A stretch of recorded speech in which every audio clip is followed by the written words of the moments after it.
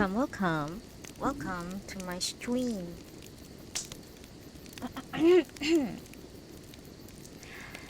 Hello, guys. Long time no see. I've abandoned you all long enough. It's been 2 months, I believe. Um, just life, really. It's just life, guys. It's just life. Hello. Anyone here? I think I'm talking to myself, but it's okay. Sorry, I had to put my tea away. Okay. So, I do not believe it's going to be a long stream today because it's a fairly short book, but then difficult to say because sometimes I thought that a chapter is very short and then I started reading it and then I realized that it's super long. Okay, so as the title says, today we are reading Murasaki Shikibu's The Diary of Lady Murasaki. That's why I am purple.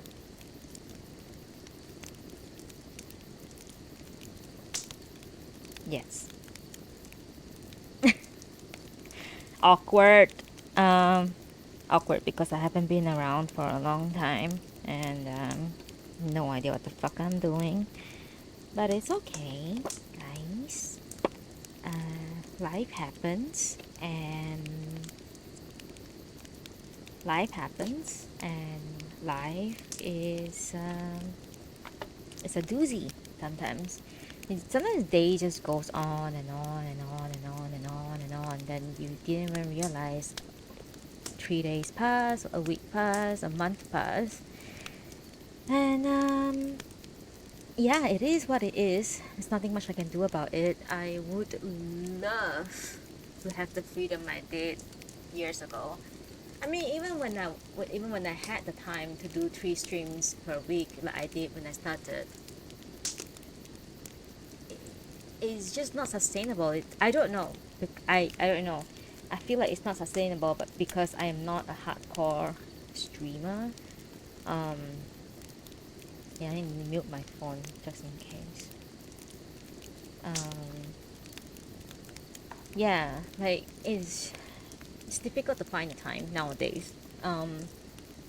But back in those days, I had my ups and downs. So when the downs were so severe that it's barely enough energy for me to like get out of bed.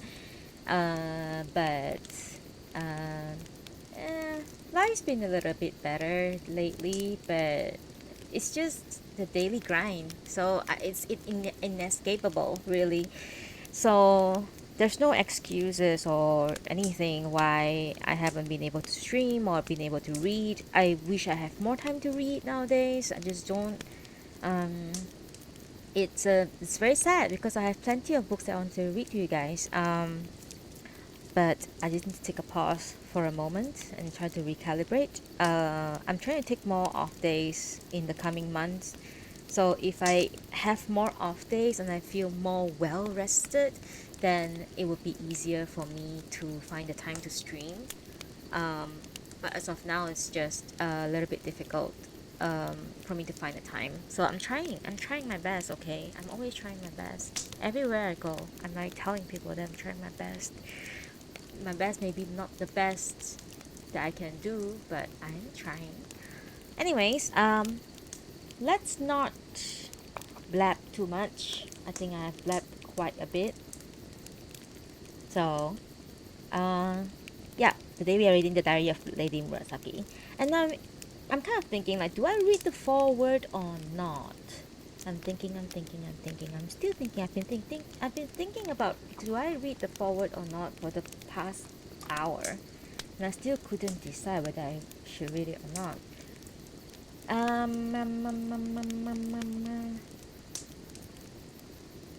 I'll read the forward, but if there's too much like I don't want to skip some of the forward. So the edition that I have is the Dover Thrift editions. It's the forward is by Amy Lowell, It's translated by Annie Shapley Omori and Kochi Doi. So, um, this is the only edition that I have. So, we'll make do.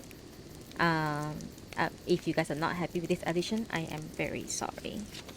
Um, I'm gonna read the foreword by Amy Dowell, but I'm going to skip some stuff. Like the first 2 pages are very, very, very historical, like kind of like setting the scene kind of situation. Like telling you how Japanese literature begins and all that. Um, maybe I don't talk so much nonsense right now. I could finish reading the whole thing, but anyway, let's just start with let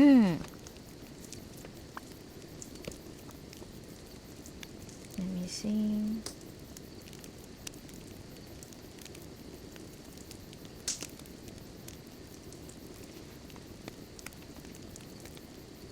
You know what? Just read the whole thing.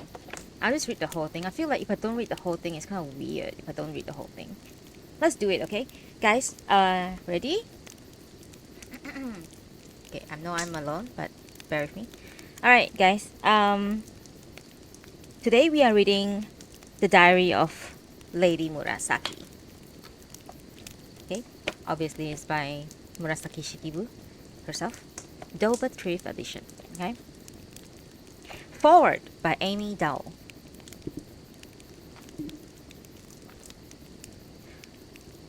The Japanese have a convenient method of calling their historical periods by the names of the places which were the seats of government while they lasted.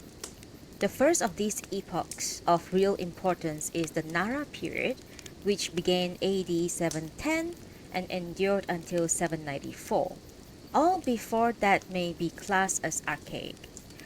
Previous to the Nara period, the Japanese had been semi-nomadic race. As each successive Mikado came to the throne, he built himself a new palace and founded a new capital. There had been more than 60 capitals before the Nara periods. Such shiftings was not conducive to the development of literature and the arts. And it was not until a permanent government was established at Nara that this began to flourish. This is scarcely the place to trace the history of Japanese literature, but fully to understand this charming diary, it is necessary to know a little of the world the author lived in to be able to feel the atmosphere and recognize her allusions. We know a good deal about Japan today, but the Japan with which we are familiar only slightly resembles that of the diary. Centuries of feudalism of dark ages have come between. We must go behind all this and begin again. We have all heard the 47 ronins and the no drama of shoguns, daimyos, and samurais. Many of us live in daily communion with Japanese prints. It gives us a pause to reflect that the earliest of these things is almost as many centuries ahead of this writing as it is behind us. Shogun means simply general. And of course, there were always generals, but the power of the shoguns and the military feudalism of which the daimyos and their attendant samurais were a part did not really begin until the middle of the 12th century and did not reach its full development until the middle of the 14th. The no drama started with the ancient religious pantomimic dance, the kagura, but not until words were added in the 14th century did it become the no, and block color printing was first practiced in 1695, while such famous print artists such as Utamaro, Hokusai, and Hiroshige are all products of the 18th or early 19th centuries. To find the author behind the dark military ages, we must go back a long way, even to the century before her own, and so gain a sort of perspective for her and her time. Chinese literature and civilization were introduced into Japan somewhere between AD 270 and 310, 270 and 310. I think I should say it like that. And Buddhism followed in 552. Of course, all such dates must be taken with a certain degree of latitude. Oriental historians are anything but precise in these matters. Chinese influence and Buddhism are the two enormous facts to be reckoned with in understanding Japan and considering what an effect they have had. It is not a little singular that Japan has always been able to preserve her native character, but to be sure, Shintoism was never displaced by Buddhism, but the latter made a tremendous appeal to the Japanese temperament, as the diary shows. In fact, it was not until the Meiji period of 1867 to 1912 that the Shintoism was again made the state religion.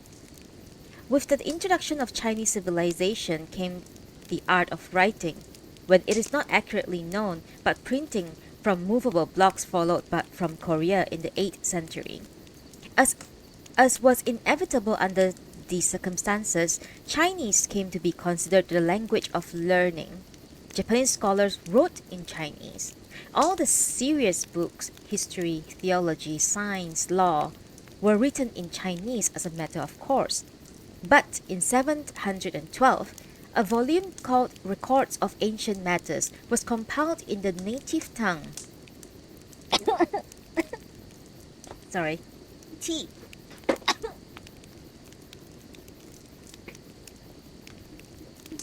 I need my bookmark. Sorry. I forgot my bookmark.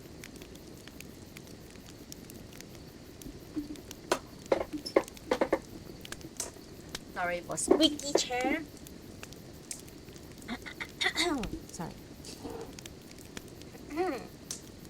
Records of the Ancient Matters was compiled in the native tongue. It is the earliest book in Japanese now extant. If the scholars wrote in a borrowed language, the poets knew better. They wrote in their own, and the poetry of Nara period has been preserved for us in an anthology, the Manyoshu, or collection of 1,000 leaves. This was followed at the beginning of the 10th century of the Kokinshu, ancient and modern poems, to which, however, the editor Tsurayuki felt obliged to write a Chinese preface. Lady Murasaki would have been extremely familiar with these volumes. Her own writings are full of allusions to poems contained in them. Sei Shonagon, writing early in the 11th century, described a young lady's education as consisting of writing, music, and the 20 volumes of Kokinshu. So, it came about that while learned gentlemen still continued to write in Chinese, poetry, fiction, diaries, and desultory essays called zuihitsu, following the pen, were written in Japanese. Now, the position of women at this time was very different from what it afterwards became in the feudal period. The Chinese called Japan the Queen Country because of the ascendancy which women enjoyed there. They were educated. They were allowed a share of inheritance. They had their own houses. It is an extraordinary and important fact that much of the best literature of Japan has been written by women. One of the most remarkable women in it is the author of the diary. Another to be named with her, Sei Shonagon, to whom I have just referred, was a contemporary. In 794, the capital was moved from Nara to Kyoto, which was given the name Heianjo, or City of Peace. And with the removal, a new period, the Heian, began. It lasted until 1186, and Lady Murasaki lived in the very middle of it. By this time, Japan was thoroughly civilized. She was indeed a little over-civilized, a little too fine down and delicate. At least this is true of all that life which centered around the court of the court at Kyoto.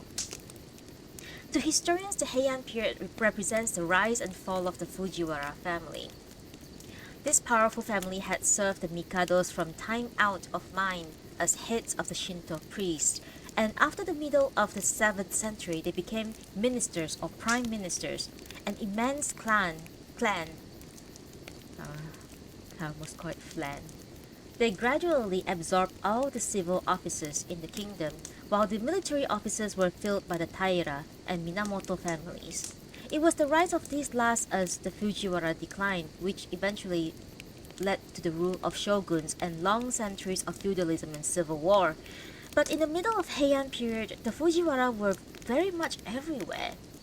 Most of these court ladies were the authors of remarkable books were Most of the court ladies who were the authors of remarkable books were daughters of governors of provinces, and that meant Fujiwaras to a greater or lesser degree.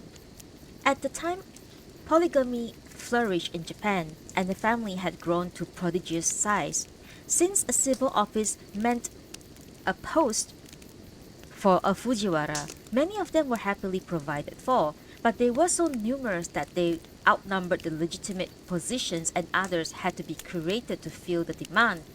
The court was full of persons of both sexes holding sinecures and a great deal of time on their hands and nothing to do in it but write poetry, which they did exceedingly well, and attend the various functions prescribed by etiquette. Ceremonials were many and magnificent, and poetry writing became not only a game, but a natural adjunct to every possible event. The Japanese as a nation are dowered with a rare and exquisite taste, and the Heian period taste was cultivated to an amazing degree. Murasaki Shikibu records the astounding pitch to which it had reached in a passage in her diary. Speaking of the Mikado's lady at the court festivities, she says of the dress of one of them, quote, "One had a little fault in the color combination at the wrist opening. When she went before the royal presence to fetch something, the nobles and high officials noticed it too. Afterwards, Lady Saisho regretted it deeply. It was not so bad. Only one color was a little too pale." End quote. That passage needs no comment. It is completely illuminating. It is a paraphrase of the whole era. Kyoto was a little city, long one way by some 17,000 odd feet, and about 3 1/3 miles wide the other by 15,000, or approximately another 3 miles, and it is doubtful if the space within the city wall was ever entirely covered by houses. The palace was built in the so-called Azumaya style, a form of architecture which was also followed in the noblemen's houses. The roof, or rather roofs, for there were many buildings, were covered with bark, and inside the division of the rooms were made by different sort of moving screens. At the period of the diary, the reigning Mikado, Ichijo, had 2 wives. Sadako, the first queen, was the daughter of a previous prime minister Michitaka, a Fujiwara, of course. The other, Akiko, daughter of Michinaga, the prime minister of the diary, and a younger brother of Michitaka, was second queen or Chugu. These queens each occupied a separate house in the palace. Kokiden was the name of Queen Sadako's house, Fujitsubu, the name of Queen Akiko's. The rivalry between these ladies was naturally great and extended even to their entourage.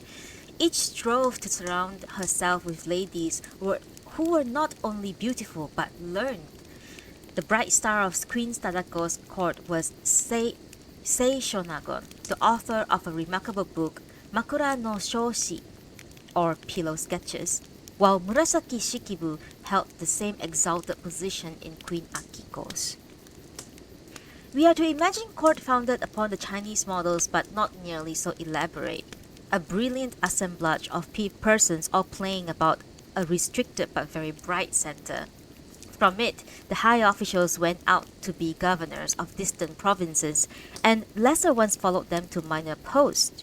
But in spite of the distinction of such positions, distance and the inconvenience of traveling made the going of sort a laurel banishment. This gentleman left Kyoto with regret and returned with satisfaction. But the going and the years of residence away was one of the commonplaces of social life. Fujiwara though one might be, one often had to wait and scheme for an office, and the diary contains more than one reference to such waiting and the bitter disappointment when the offices was not up to expectation. These functionaries traveled with a large train of soldiers and servants, but with the best will in the world. These last could not these last could not make the journeys, other than the tedious and uncomfortable. Still, there are alleviations because of the very taste of which I have spoken. The scenery was often beautiful, and whether the traveler were the governor himself or his daughter, he noticed and delighted in it. The Sarashina diary is full of this appreciation of nature. We are told of a very beautiful beach and with long drawn white waves, of a torrent whose water was white as if thickened with rice flour. We need only to think of the prince. We need only think of the prince with which we are familiar to be convinced of the accuracy of this picture. Quote, the waves of the outer sea was very high, and we could see them through the pine trees which grew scattered over the sandy points, which stretched between us and the sea. They seemed to strike across the end of the pine branches and shone like jewels. End quote. The diarist goes on to remark, quote, it was an interesting sight, end quote, which we can very well believe since certainly she make us long to see it. These journeys were mostly made on horseback, but there were other methods of progression which, however, were probably not always feasible for long distances. The nobles used various kinds of carriages drawn by one bullock, and there were also palanquins carried by bearers. It was not only the officials who made journeys, all the world made them to temples and shrines for the good of their souls. There are religious yearnings in all the diary, and many mikados and gentlemen entered the priesthood, Michinaga among them. Sutra recitation and incantation were ceaselessly performed at court. We can gain some idea of the almost fanatical hold which Buddhism had over the educated mind by the fact that the Fujiwara family built such great temples as Gokurakuji, Hosoji, Hosohoji, Hokoin, Jomyoji, Muryojuin, etc. It is recorded that Mikado Shirakawa, at a date somewhat subsequent to the diary, made pilgrimages 4 times to Kumano, and during his visits there, worshipped 5,470 painted Buddhas, 127 carved Buddhas 16 feet high, 3,150 Buddhas life-sized, 2,930 carved Buddhas shorter than 3 feet, 21 pagodas, 446,630 miniature pagodas. A busy man truly, but the record does not mention what became of the affairs of state in Wow. That this worship was by no means bleak devotion merely, that it was mixed with such much superstition and a profound belief in dreams is also abundantly evident. But let us for a moment recollect the time. It will place the marvel of this old, careful civilization before us, nothing else can. To be sure, Greece and Rome had been, but they had passed away, or at least their greatness had gone and apparently left no trace. While the Japanese ladies were writing, Europe was in the full blackness of her darkest age. Germany was founding the Holy Roman Empire of the German nation, characteristically founding it with the mailed fist. Moorish civilization was at its height in Spain, Robert Cabot, was king of poor famine-scourged France. Ethel, Ethelred the Unready was ruling in England and doing his best to keep off the Danes by payment and massacre. Later, while the Sarashina diary was being written, King Canute was sitting in his armchair and giving orders to the sea. Curious, curious world, so far apart from the one of the diary. And to think that even 500 years later, Columbus was sending letters into the interior of Cuba addressed to the Emperor of Japan. This diary shows us a world extraordinarily like our own, if very unlike in more than one important particular. The noblemen and the women of Mikado Ichijo's court were poets and writers of genius. Their taste as a whole has never been surpassed by any people at any time, but their scientific knowledge was elementary in the extreme. Diseases and conflagration were frequent. In a space of 51 years, the royal palace burnt down 11 times. During the same period, there were 4 great pestilences, a terrible drought, and an earthquake. Robbers infested many parts of the country and were a constant fear to travelers and pilgrims. Childbirth was very dangerous. The picture of the birth of a child to Queen Akiko, with which Murasaki Shikibu's diary begins, shows us all its bitter horror. From page to page we share the writer's suspense, and with our greater knowledge, it is with a sense of wonder that we watch the queen's return to health. But after all, diseases and conflagration are seldom more than episodes in a normal life lived under same conditions. And it is just because this diary reflects the real life of a lady that it is important. The world she portrays is in most ways quite as advanced as our own, and in some, much more so. Rice was the staple of food, and although Buddhistic sentiment seldom permitted people to eat the flesh of animals, they had an abundance of fish, which was eaten boiled, baked, raw, and pickled, and a quantity of fruits and nuts. There were no sugar, but cakes were made of fruits and nuts, and there was always rice wine or sake. Gentlefolk usually dressed in silk.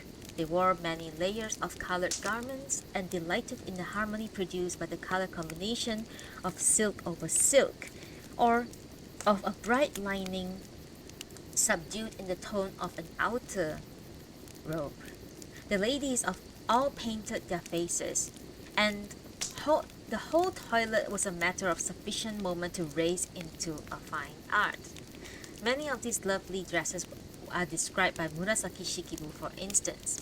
Quote, "The beautiful shape of their hair, tied with bands, was like that of the beauties in Chinese pictures. Lady Saemon held the king's sword. She wore a blue-green patternless katakino and shaded chain with floated bands and belt of floated thread, brocade dyed in dull red. Her outer robe was trimmed by 5 folds and with chrysanthemum colored. The glossy silk was of crimson. Her figure and movement, when we caught a glimpse of it, was flower-like and dignified. Lady Ben no Naishi held the box of the king's seals. Her uchigi was grape-colored. She is very small and smile-giving person and seemed shy, and I was sorry for her. Her hairbands were blue-green. Her appearance suggested one of the ancient dream maidens descended from heaven." End quote. A little later, she tells us that, quote, "The beaten stuff were like mingling of dark and light maple leaves in autumn," end quote, and describing in some detail of the festivities at which these ladies appeared, she made the comment that, quote, "Only the right bodyguard wore clothes of shrimp pink. To one in love with color, these passages leave a very nostalgia for the bright and sophisticated court where such things could be. And everywhere, there is poetry. A gentleman hands a lady a poem on the end of his fan, and she is expected to reply in kind within the instant. Poems form an important part in the ritual of betrothals. A daughter of a good family never allowed herself to be seen by men, a custom which appears to have admitted many exceptions. A man would write a poetical love letter to the lady of his choice, and which she must answer amiably, even should she have no mind to him. If, however, she was happily inclined, he would visit her secretly at night and leave before daybreak. He would then write again, following which she would give a banquet and introduce him to her family. After this, he could visit her openly, although she would still remain for some time in her father's house. This custom of love letter writing and visiting is shown in Izumi Shikibu's diary. Obviously, the poems were short, and here, in order to understand those in the text, it may well be to consider for a moment in what Japanese poetry consists. Japanese is a syllabic language like our own, but unlike our own, it is not accented. Also, every syllable ends with a vowel, the consequence being that there are only 5 rhymes in the whole language. Since the employment of so restricted rhyme scheme would be unbearably monotonous, the Japanese hit upon the happy idea of counting syllables. Our metrical verse also counts syllables, but we combine them in different kinds of accented feet. Without accent, this was not possible. So, the Japanese poet limits their number and uses them in pattern of alternating lines.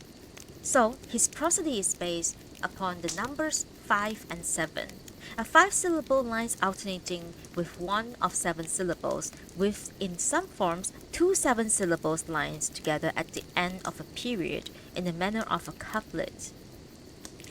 The favorite form in the tanka is in 31 syllables and run 5 7 5 7 7.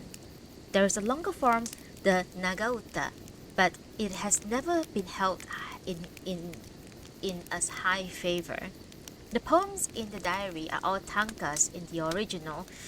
It can be seen that much cannot be said in such confined medium, but much can be suggested, and it is just in this art of suggestion that the Japanese excel. The hokku is in even briefer form.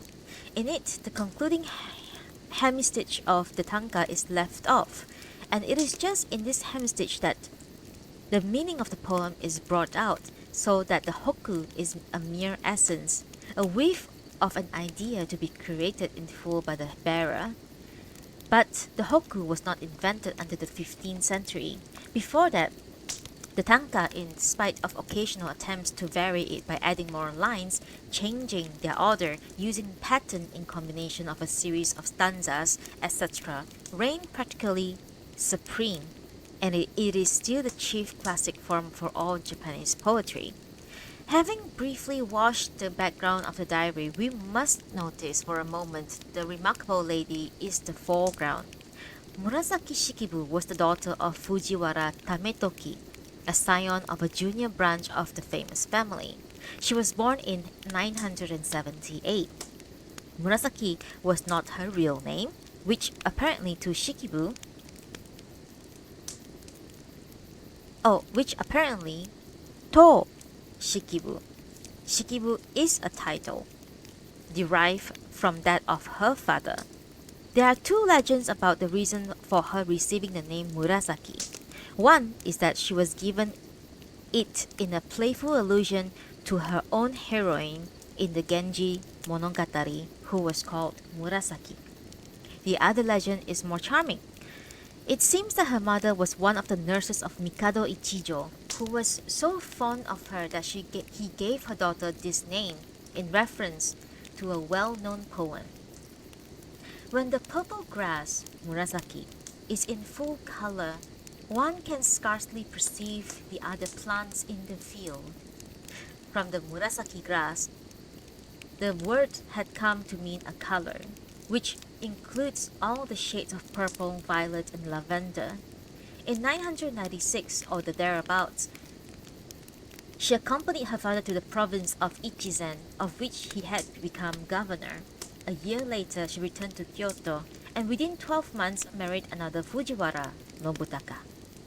The marriage seems to have been most happy to judge from the constant expression of grief in her diary for her husband's death, which occurred in 1001, a year in which Japan suffered from a great pestilence. A daughter was born to them in 1000.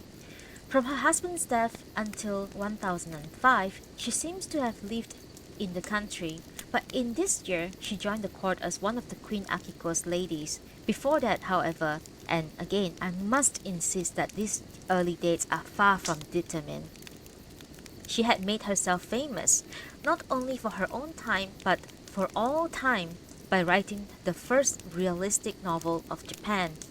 This book is the Genji Monogatari, or Narrative of Genji.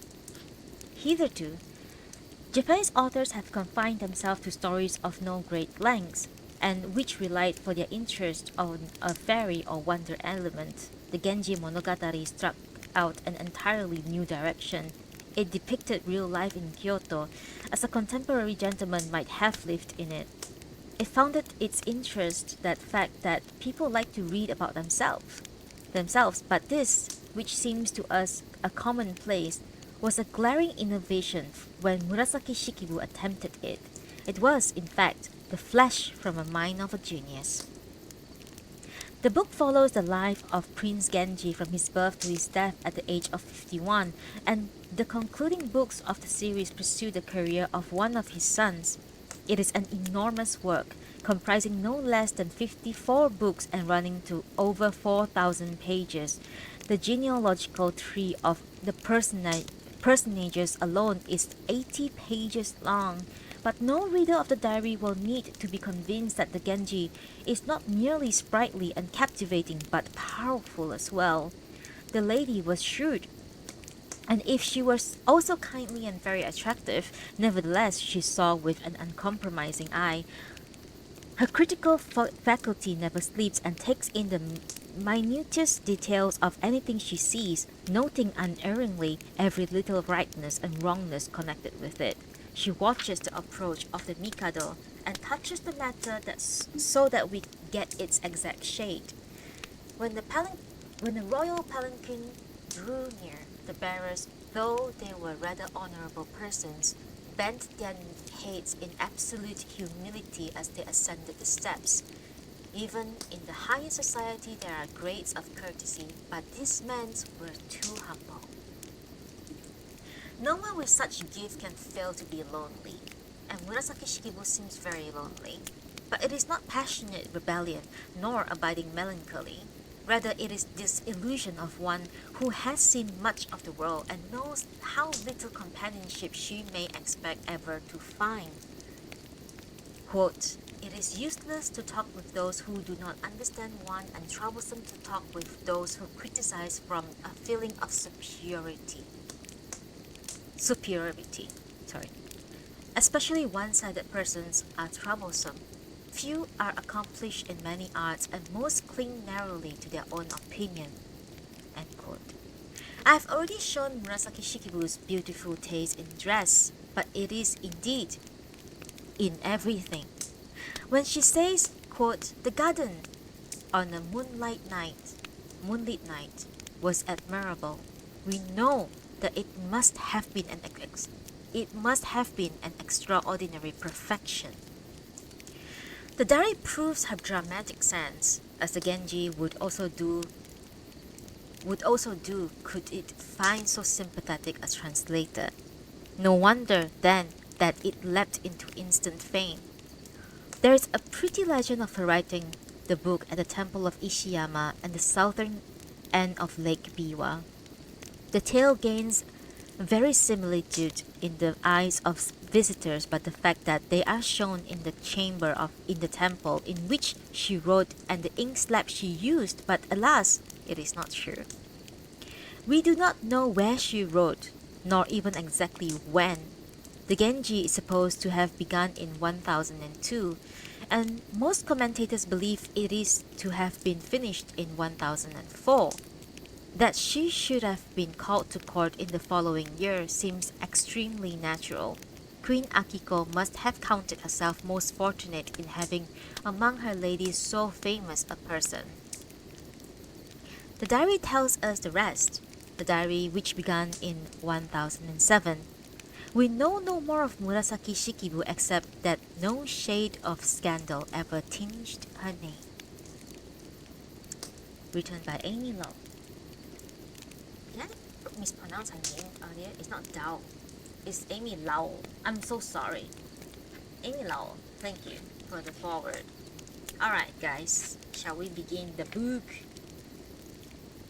Okay, we have about 46 pages. Let's go! Sip of tea.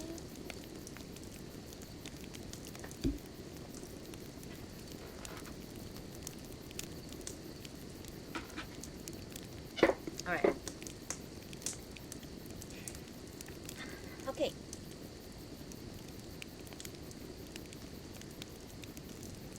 Let's go.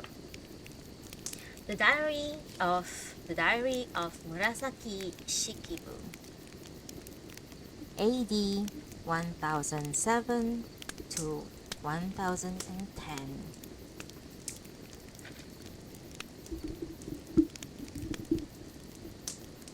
One moment, please.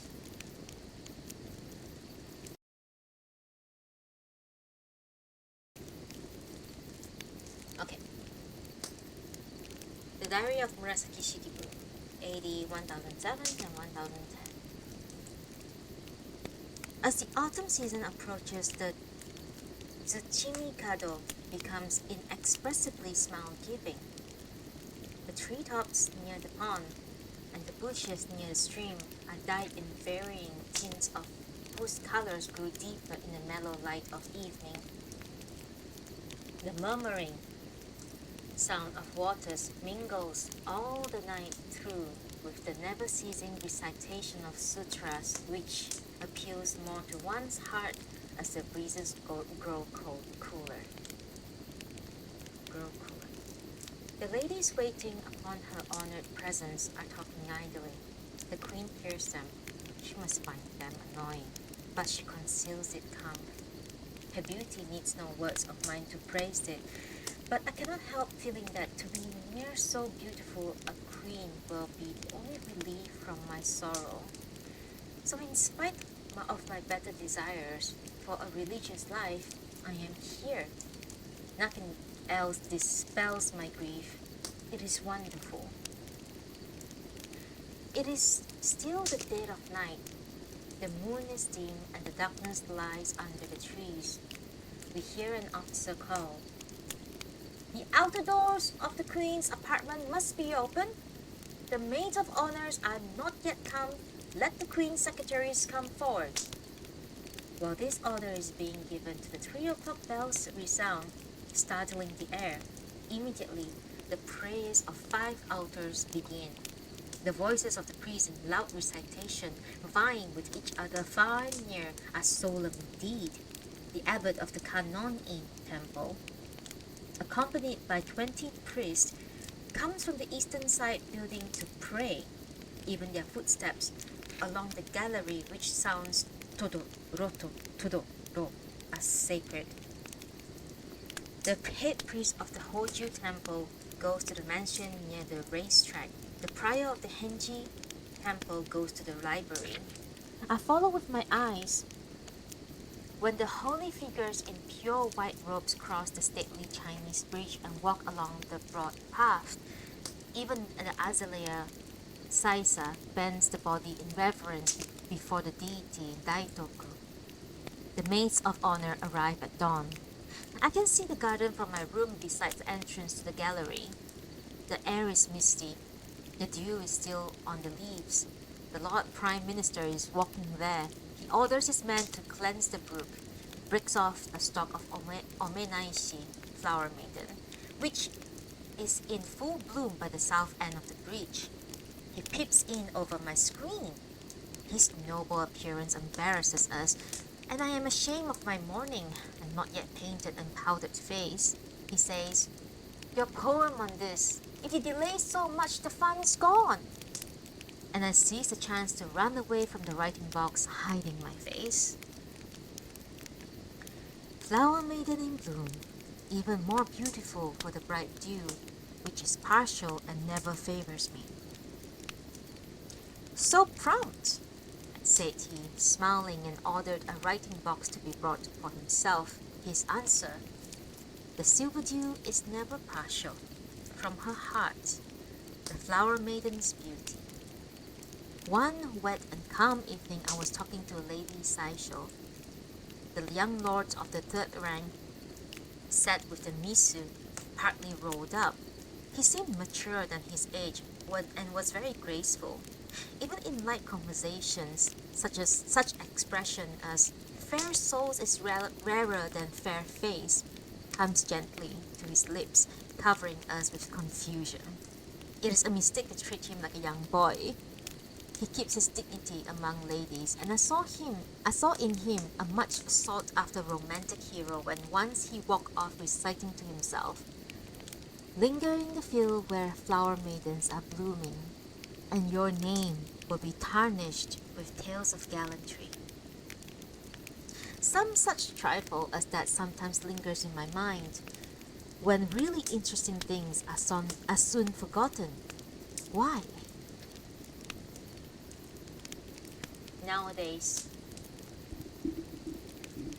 Nowadays, people are carrying pretty folding fans. Since the 20th of the 8th month, the more favored court nobles and officers have been on night duty, passing the nights in the corridor or on the mats of the veranda idly amusing themselves. Young men who are unskilled in koto or fue amuse themselves in tonearasoi and imayo. And at such a time, this is entertaining. Narinobu, the Queen's Grand Chamberlain, Tsunefusa, the Lieutenant General of the Left Bodyguard and the State Councillor, and Narimasa, the Major General of the Bodyguard and the Governor of Mino, passed the night in diversions. The Lord Prime Minister must have been apprehensive, for he has forbidden all public entertainment. Those who have long retired from the court have come in crowds to ask for the Queen's welfare, so we have had no peace. 26th day. We finished the preparation of perfume and distributed it to all. A number of us who had been making it into balls assembled together. On my way from Her Majesty's chamber, I peeped into Ben Saisho's room. She was sleeping. She wore garments of hagi and chion, over which she had put a strongly perfumed lustrous robe. Her face was hidden behind the cloth. Her head rested on a writing case of gold lacquer. Her forehead was beautiful and fascinating. She seemed like a princess in a picture. I took off the cloth which hid her mouth and said, "You are just like a heroine of a romance." She blushed, half rising. She was beauty itself. She is always beautiful, but on this occasion her charm was wonderfully heightened. Dear Lady Hyoe brought me some floss silk for chrysanthemums. The wives of the Prime Minister favors you with this present to drive away age. Carefully use it and then throw it away. May that lady live 1,000 years who guards the flowers. My sleeves are wet with thankful tears, as though I had been walking in a garden of dewy chrysanthemums. I wanted to send it, but as I heard she had gone away, I kept it. The evening I went to the Queen's chamber. As the moon was beautiful, skirts overflowed from beneath the misu. By and by, there came Lady Koshosho and Lady Dainagon. Her Majesty took out some of the perfume made from the other day and put it into the incense burner to try it. The garden was admirable. When the ivy leaves become red, they were saying, but Our Lady seems less tranquil than usual. The priest came for prayers, and I went into the inside room and was called away and finally went into my own chamber. I wanted only to rest a few minutes, but fell asleep. By midnight, everybody was in great excitement. 10th day of the long moon month. When day began to dawn, decorations of the queen's chamber were changed and she removed to a white bed. The prime ministers, his sons, and other noblemen made haste to change the curtains of the screen, the bed cover, and other things. All day long she lay at ease. The men cried at the top of their voices to scare away the evil spirits. There assembled not only the priests who had been summoned here for these months, but also itinerant monks who were brought from every mountain and temple. Their prayers would reach to the Buddha of the three worlds. All the soothsayers in the world were summoned. 8 million gods seemed to be listening with ears erect for their Shinto prayers. Messengers ran off to the order of sutras reciting at various temples. Thus the night was passed. On the east side of the screen, placed around the queen's bed, there assembled the ladies of the court. On the west side of there were lying the queen's substitutes possessed with or who were enticing the evil spirits. Each was lying surrounded by a pair of folding screens. The joints of the screens were curtained and the priests were appointed to cry sutras there. On the south side there sat in many rows abbots and the dignitaries of the priesthood who prayed and swore till their voices grew hoarse and as if were bringing down the living room of Fudo. The space between the north room and the dais on which was the queen's bed was very narrow. Yet when I thought of it afterwards, I counted more than 40 persons who were standing there. They could not move at all and grew so dizzy that they could remember nothing. The people, ladies in waiting and maids of honors, now coming from home, could not enter the main apartment at all. There was no place for their flowing robes and long sleeves. Certain older women wept secretly. 11th day. At dawn of the north, sliding doors were taken away to throw the two rooms together. The queen was moved towards the veranda. As there was no time to hang Misu, she was surrounded by Kicho. The Reverend Gyocho and the other priests performed incantations. The Reverend Ingen recited the prayer written by the Lord Prime Minister and the previous day, adding some grave vows of his own. His words were infinitely august and hopeful. The Prime Minister joining in the prayer, we felt more assured of a fortunate delivery. Yet there are still lingering anxiety that made us very sad, and many eyes were filled with tears.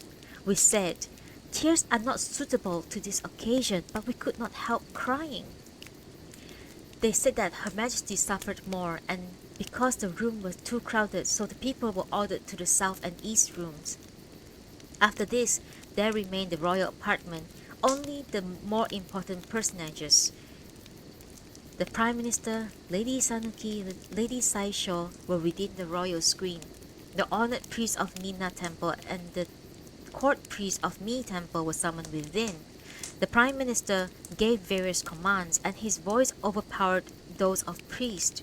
There were also Ladies Dainagon, Koshosho, Miyano Naishi, Nagatsukasa no Kimi, Tayu no Myobi, Daishikibu no Moto, Tono no Senji. These last were venerable ladies of experience, but even they were bewildered with good reason. I am yet a novice, and I felt with all my heart that the occasion was serious. Also, in the place a little behind, outside the curtain, there were nurses of the princesses Naishi no Kami and Nakatsukasa, of the queen sisters Shonagon, and of her younger sister Koshikibu. These nurses forced their way into narrow passages behind two screens and there walked back and forth, so no one could pass that way. There were many other persons bustling about, but I could not distinguish them. The Prime Minister's son, Lieutenant General Saisho, Major General Masamichi of the 4th rank, not to speak of the Lieutenant General Tsunefusa of Left Bodyguard, Miyano Taiyu, who had not known Her Majesty familiarly, all looked over her screen for some time. They showed eyes swollen up with weeping over her sufferings, forgetting the shame of it. On their heads, rice were scattered, white as snow. Their rumpled clothes must have been unseemly, but we could only think of those things afterwards. A part of the queen's head was shaved. I was greatly astonished and very sorry to see it, but she was delivered peacefully. The afterbirth was delayed, and all priests crowded to the south balcony under the eaves of magnificent main building, while those on the bridge recited sutras more passionately, often kneeling. Among the ladies in waiting on the east side were some of the courtiers. Lady Kochujo's eyes met that of the lieutenant general. People afterward laughed over her astonished expression. She is very fascinating and very elegant person, and is always very careful to adorn her face. This morning she had done so, but her eyes were red and her rouge was spoiled by tears. She was disfigured and hardly seemed the same person. The imperfectly made-up face of Lady Saisho was a rare sight. But what about my own? It is lucky for me that people cannot notice such things at such a time. As afterbirth came, it was fearful to hear the jealousy swearing voices of the evil spirits. Shinzo Azari took charge of Lady Ben no Kurodo. Soyo took charge of Hyoe no Kurodo. A priest Hojuji took charge of Ukon no Kurodo. Chiso Azari took charge of Lady Miyano Naishi. The last priest was overpowered with the evil spirit, and as he was too pitiable state, Ninkaku Azari went to help him. It was not because his prayer had little virtue, but the evil spirit was too strong. Priest Eiko was in charge of Lady Saisho's supplicator of the spirit. The priest swore all night till his voice became hoarse. Most ladies were summoned in order that the spirits might enter into them remain safe, and they were much troubled thinking that it would be to the queen's advantage were they attacked. At noon, we felt the sun came out at last. The queen was at ease.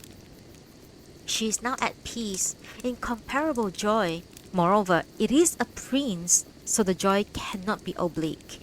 The court ladies who had passed the previous day in anxiety, not knowing what to do, as if they were lost in the mist of early morning, went one by one to rest in their own rooms, so that before the queen was remain only some elderly persons proper of such occasions. The Lord Prime Minister and his lady went away to give offerings to the priests who had read sutras and performed religious austerities during the past months, and to those doctors who had been recently summoned, the doctors and the doctors and soothsayers who had invented special forms of efficacy were given pensions. Within the house they were perhaps preparing for the ceremony of bathing the child. Large packages of ceremonial clothes were carried to the apartments to the ladies in waiting. Karaginu and embroidered trains were worn. Some wore dazzlingly brilliant trains embroidered and ornamented with mother of pearls. Some lamented that the fans which had been ordered had not come. They all painted and powdered. When I looked from the bridge, I saw Her Majesty first officials and the highest officers of His Highness of the Crown Prince, the newborn child, and other court nobles. The Prime Minister went out to have the brook, which had been choked with mud, cleaned out. All the people seemed happy. Even those who have some cause for melancholy are overtaken by the general joy. The first officials of our queen has naturally seemed happier than anybody, though he does not show special smiles of self-satisfaction and pride. The Lieutenant General of the Light Bodyguard has been joking with the king's advisors in the middle rank, sitting on a mat on the balcony of the side building. The sword of His Highness the young prince had been brought from the imperial court. The Lieutenant General and the First Secretary Yorisada, and his way home from the shrine at Ise, where he had gone as imperial messenger to offer Nusa. stopped at the gate as he could not enter the house to inquire for Her Majesty. He was given some present. I did not see it. The naval cord was cut by the Prime Minister's lady. Lady Tachibana of the third rank gave the breast for the first time, ceremonial. For the wet nurse, Daisai Mono Omoto was chosen, for she has been in the court for a long time and is very familiar with it. And the daughter of Munetoki, courtier, and the governor of Bichu, and the nurse of Kurodo no Ben were also chosen as nurses. The ceremony of bathing was performed at 6 o'clock in the evening. The bath was lighted by torches, and the queen's maid in the white over green prepared the hot water. The stand for the bathtub was covered with white cloth. Jikamitsu, the governor of Owari province, and Nakanobu, the head officer attached to the queen, presented themselves before the misu. There were 2 stands for kettles. Lady Kyoiko and Lady Harima poured the cold water. 2 ladies, Omoku and Uma, selected 16 jars from among those into the hot water was poured, choosing the purest. These ladies wore gauze outer garments, fine silk train, karaginu and saishi. Their hair was tied by white cords which gave the head a very fair look. In the bath, Lady Saisho became the partner of bathing. Lady Dainagon in her bathing dress. She was especially beautiful in this rare costume. The Lord Prime Minister took the august prince in his arms.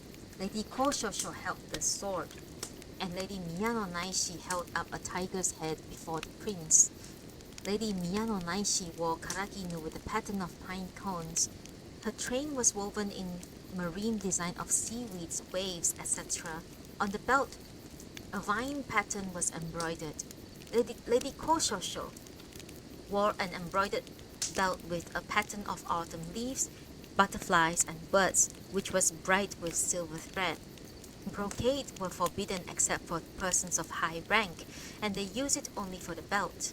2 sons of the Prime Minister and Major General Minamoto Masamichi were scattering rice in great excitement. "I will make the most noise!" each shouted at each other. The priest of Henchi Temple presented himself to protect the august child. The rice hit him in the eye and ears, so he held out his fan and young people laughed at him. The doctor of literature, Kurodo no Ben no Hironari, stood at the foot of the high corridor and read the first book of Shiki, historical records. 20 bowstring men twanged the bowstrings to scare away evil spirits. There were 10 men of 5th and 10 men of 6th degree of rank, arranged in 2 rows. The same ceremonies of bathing were repeated in the evening. Only the doctor of literature was changed. Dr. Munetoki, governor of Ise, read the Kokyo, book on filial piety, and Takachika read a chapter of Bunte in the historical records of Chinese kings. For 7 nights, every ceremony was performed cloudlessly. Before the queen, in white in the styles of colors of other people's dresses appeared in sharp contrast. I felt much dazzled and abashed. I did not present myself in daytime, so I passed my days in tranquility and watched persons going up from the eastern side building across the bridge. Those who were permitted to wear honorable colors put on brocaded karaginu and also brocaded uchigi. This was the conventionally beautiful dress, and not showing individual taste, the elderly ladies who could not wear the honorable colors avoided anything dazzling, but took only exquisite uchigi trimmed with 3 or 5 folds, and for karaginu brocade either one color of a simple design. For their inner kimonos, they used figured stuffs or gauzes. Their fans, though not at first glance brilliant or attractive, had some written phrases or sentiments in good taste, but almost exactly alike, as if they had compared notes beforehand. In points of fact, the resemblance came from the similarity of age, and they were individual efforts. Even in those fans were revealed their minds which are in jealous rivalry. The younger ladies wore much embroidered clothes. Even their sleeves opening were embroidered. The pleats of their trains were ornamented and thick silver thread, and they put gold foil on brocaded figures of the silk. Their fans were like a snow-covered mountain in bright moonlight. They sparkled and could not be looked at steadily. They were like hanging mirrors in those days of polished metal. On third night, Her Majesty's Major Domo gave an entertainment. He served the Queen himself, the dining table of aloe wood, the silver dishes, and other things I saw hurriedly. Minamoto Chunagon and Saisho presented the Queen with some baby clothes and diapers, a stand from a clothes chest, and cloth for wrapping up clothes and furniture. They were white in color and all of the same shape, yet they were carefully chosen, showing the artist's mind. The governor of Omi province was busy with the general management of the banquet. On the western balcony of the east building there sat court nobles in 2 rows, and north being the more honorable place. On the southern balcony were court officials, the west being the most honorable seat. Outside the doors of the principal building where the queen was, white-figured silk screens were put. On the fifth night, the Lord Prime Minister celebrated the birth. The full moon on the 15th day was clear and beautiful. Torches were lighted under the trees, and tables were put there with rice balls on them. Even the uncouth, humble servants who were walking about chattering seemed to enhance the joyful scene. All minor officials were there burning torches, making it as bright as day. Even the attendants of the nobles, who gathered behind the rocks under the trees, talked of nothing but the new light which had come into the world, and were smiling and seemed happy as if their own private wishes had been fulfilled. Happier still seemed those in the audience chamber, from the highest noble even to the man of the fifth rank, who scarcely to be counted among the nobility, met the joyful time of going about idly, and bending their bodies busily. To serve at the Queen's dinner, 8 ladies tied their hair with white cords, and in that dress brought in Her Majesty's dining table. The chief lady in waiting for that night was Miyano Naishi.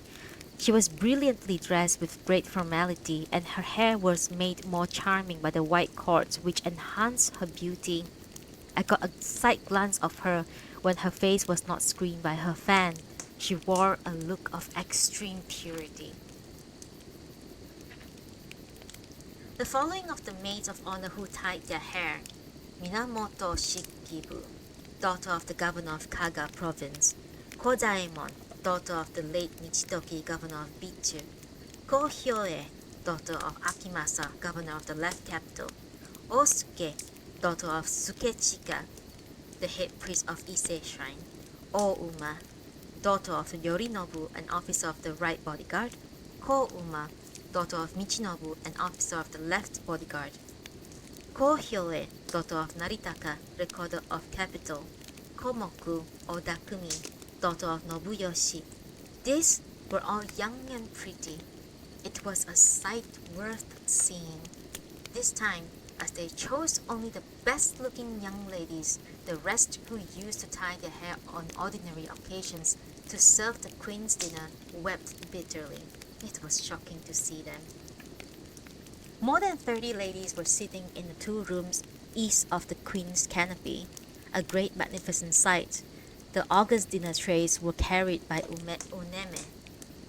Near the entrance of this great chamber, folding screens surrounded a pair of tables on which these dining trays had been placed.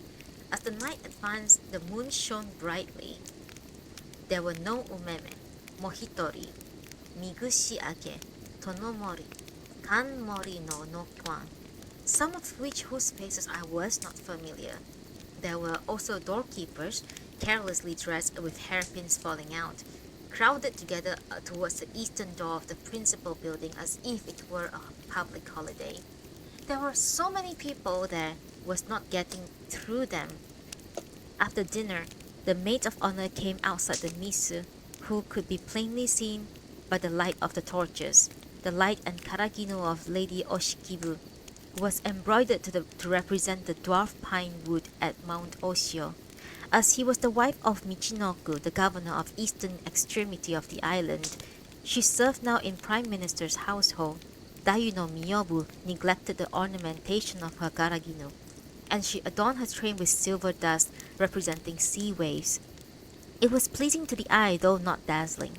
Ben no Naishi showed on her train a beach of cranes on it painted in silver. It was something new. She had also embroidered pine branches. She is clever, for all these things are emblematic of a long life. This device of Lady Shosho was inferior to this. Many laughed at her silver foil. She was the sister of Sukemitsu, the governor of Shinano, and had lived at the court a long time. People wanted to see this entertainment. A priest was there who used to attend the court to beguile the night with religious and other stories. I said to him, "You cannot see such a lovely thing every day." "Indeed, indeed," said he, neglecting his Buddha and clapping his hand for joy. The court nobles rose from their seats and went to the steps, descending from the balcony. His lordship, the prime minister, and others cast da. It was shocking to see them quarreling about paper. Some others composed poems. A lady said, "What response shall we make if some offers to drink sake with us?" We tried to think of something. Shijo no Dainago is a man of varied accomplishments. No ladies can rival him in repartee, much less compete with him in poetry, so they were all afraid of him. But this evening, he did not give a cup to any particular lady to make her compose poem. Perhaps that was because he had many things to do and it was getting late. At this ceremony, the ladies of high rank were given robes, together with the babies' dresses presented by the queen. The ladies of the fourth rank were given each a lined kimono, and those of the sixth rank were given hakama. So much I saw. The next night, the moon was very beautiful. As it is the delightful season, young people went boating. They were all dressed uniformly in white, and their hair showed better than when they wore colored clothes. Kotaibu, Minamoto Shikibu, Miyaki no Jiju, Gosechi no Ben, Ukon, Kohyoe, Goemon, Uma, Yasurahi, Isebito. These were all on the veranda when the Lieutenant General of the left bodyguard and the Lieutenant General, the Prime Minister's son, came to take them out in the boat punted by Lieutenant General Kanetaka of the right bodyguard. The rest of the ladies were neglected and followed them with their eyes. They seemed to be jealous in spite of themselves. Into the very white garden the moon shone down and added to the beauty of the maids of honors in their white dresses. There were many palanquins waiting at the shelter near the north entrance. There were those of ladies in waiting of His Majesty's court, Tosaumi, Koshosho, Uma, Ukon, Chikuzen, Omi.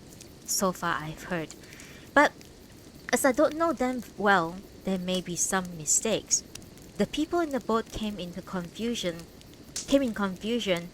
hearing that visitors from the King's court had arrived. The Lord Prime Minister came out to welcome them and put them in good humor. He seemed to be perfectly happy. Gifts were made to them according to their rank. On the seventh day, His Majesty celebrated the birth. His secretary and Major General Michimasa came as the king's messenger with a long list of presents put into the wicker box. A letter immediately sent from the queens to the king. The students from Tangakuin came keeping step. A list of visitors' name was presented to Her Majesty. Some may perhaps receive gifts. The ceremony of the evening was noisier than ever. I peeped under the queen's canopy. She is esteemed by the people as the mother of the nation did not seem to be in good spirits. She appeared a little weary. She had grown thinner, and her appearance in bed was slenderer, younger, and gracefuller. A little lantern was hung under the canopy, which caused the darkness away, which chased the darkness away, even from the corners. Her fair complexion was pale and transparently pure. I thought her abundant hair would be better tied up. There is great impropriety in writing about her at all, so I will stop here. The great ceremonies were the same as the other day. The gifts to the courtiers were bestowed from within the misu. The women's dresses and the queen's dress, perhaps from the queen's wardrobe, were added to them. The chief of the king's secretaries and court nobles received them, approaching the misu. His Majesty gifts were uchigi, and the kimonos and rolls of silk in the usual court fashion. The gifts to Tachibana no Sanmi, who offered the breast to the young prince for the first time, were a set of women's clothes and rolls of brocade, and a silver clothes chest and wrappings for clothes, which perhaps were white. I have heard that something wrapped up was added also, though I could not see it in detail. On the eighth day, all changed their dress, which had been white, the color of purification. On the ninth evening, the vice-governor of the august crown prince retinue celebrated the birth. The present was put on a white cabinet. The ceremony was quite in the new style. On the silver clothes chest, a raised ornament was carved, and the island of Horai was represented as usual, but in finer and newer fashion. I am sorry I cannot describe it all exactly. This evening, the winter screens were used, and the ladies wore richly colored dresses. They seemed all the more charming as it was the first time after the birth to see them. The rich and brilliant colors shone through the karaginu. The women's figures also showed more distinctly, and that enhanced their beauty. That was the night that Lady Komano no Omoto was put to shame. It was the 10th day of the god's absent month, and the queen could not leave her bed. So night and day ladies attended her in her apartment towards the west. The Lord Prime Minister visited her both during the night and at dawn. He examined the breasts of the wet nurses. Those nurses were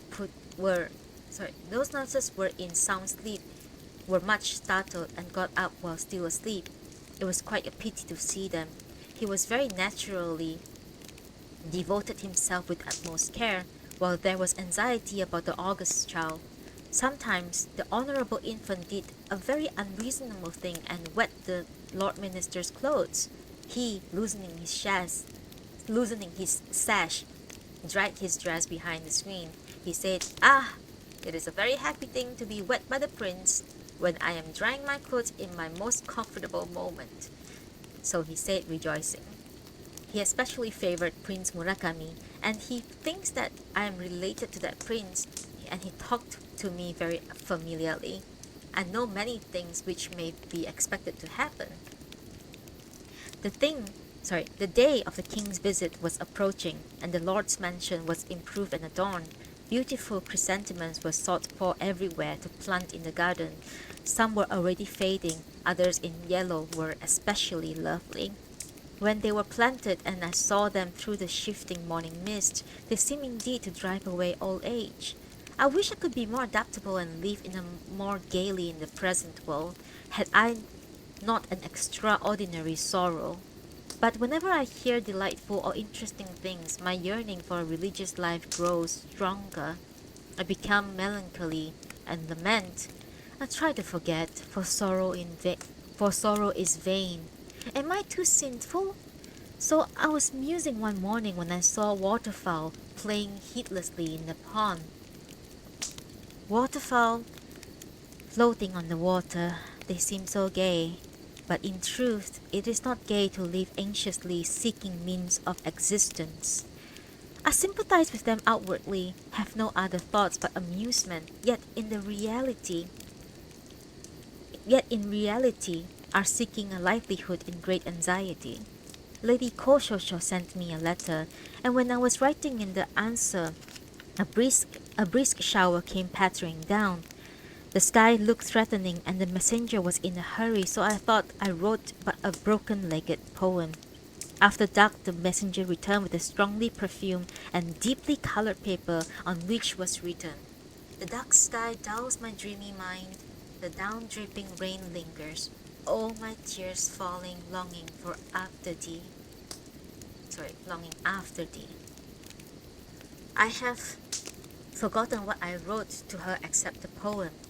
There are pauses between the showers of the outer world.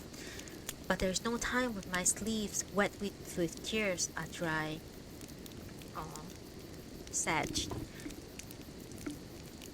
The day the queen saw the new boats which were presented for her inspection, the dragon's head and the phoenix at the prow made me think of animated living figures.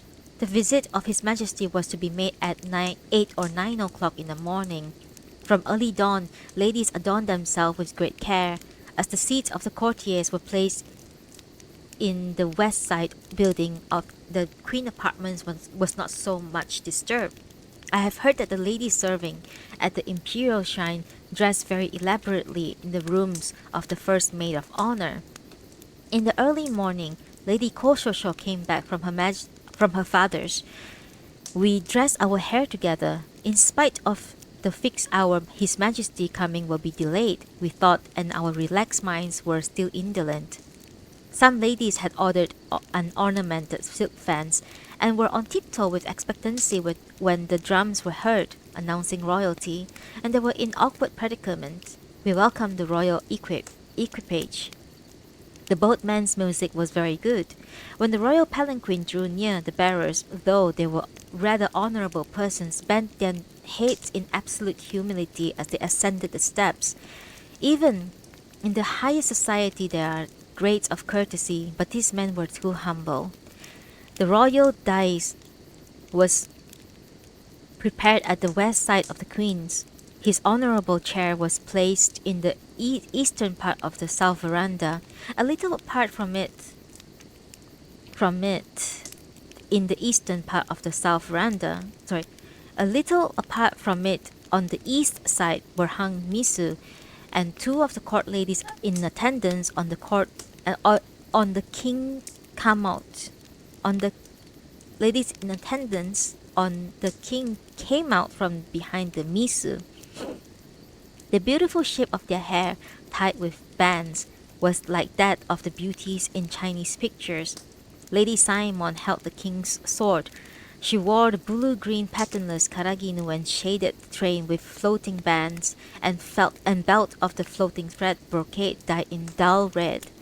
Her outer robe was trimmed with 5 folds and was chrysanthemum colored. The glossy silk was of crimson. Her figure and movement, when we caught a glimpse of it, was flower-like and dignified. Lady Benno Naishi held the box in the king's seal. Her uchigi was grape-colored. Her brocade train and karaginu were the same of the former lady. She was a very small and smile-giving person and seemed a little shy, and I was sorry for her. Her face and clothes were in better taste than those of the other ladies. Her hair bands were blue-green. Her appearance suggested one of the ancient dream maidens descended from heaven. The officers of the king's bodyguard managed things connected with the state's carriage in a fine style. They were elegantly dressed. The first lieutenant general took his Majesty's sword and gave it to Lady Simon. Looking over those who were inside the misu, I saw the persons who were permitted to wear honorable colors were in karaginu of blue or red, painted trains, and uchigi, which were, as a rule, brocade of all red and all rose. Only the right bodyguard wore clothes of shrimp pink. The beaten stuff were like the mingling of dark and light maple leaves in autumn. The undergarments were in deep and pale jasmine yellow and in green and white. Some wore scarlet and green, and other dresses trimmed with 3 folds. Among those who were not permitted to wear figured silk, and the elderly persons wore blue or dull red and all rose 5-fold bordered uchigi. The color of the sea painted on their trains were tasteful and quiet. On their belts was a repeated design. The younger ladies wore 5-fold trimmed karaginu of chrysanthemum color according to their taste. The first garment was white, and those who wore a blue dress covered it with a red one. Those who wore all rose on the outside took more richly colored garments underneath. Among those whose dress was in combination with white, only those who made skillful combinations seemed well dressed. I saw some fans exquisitely strange and original.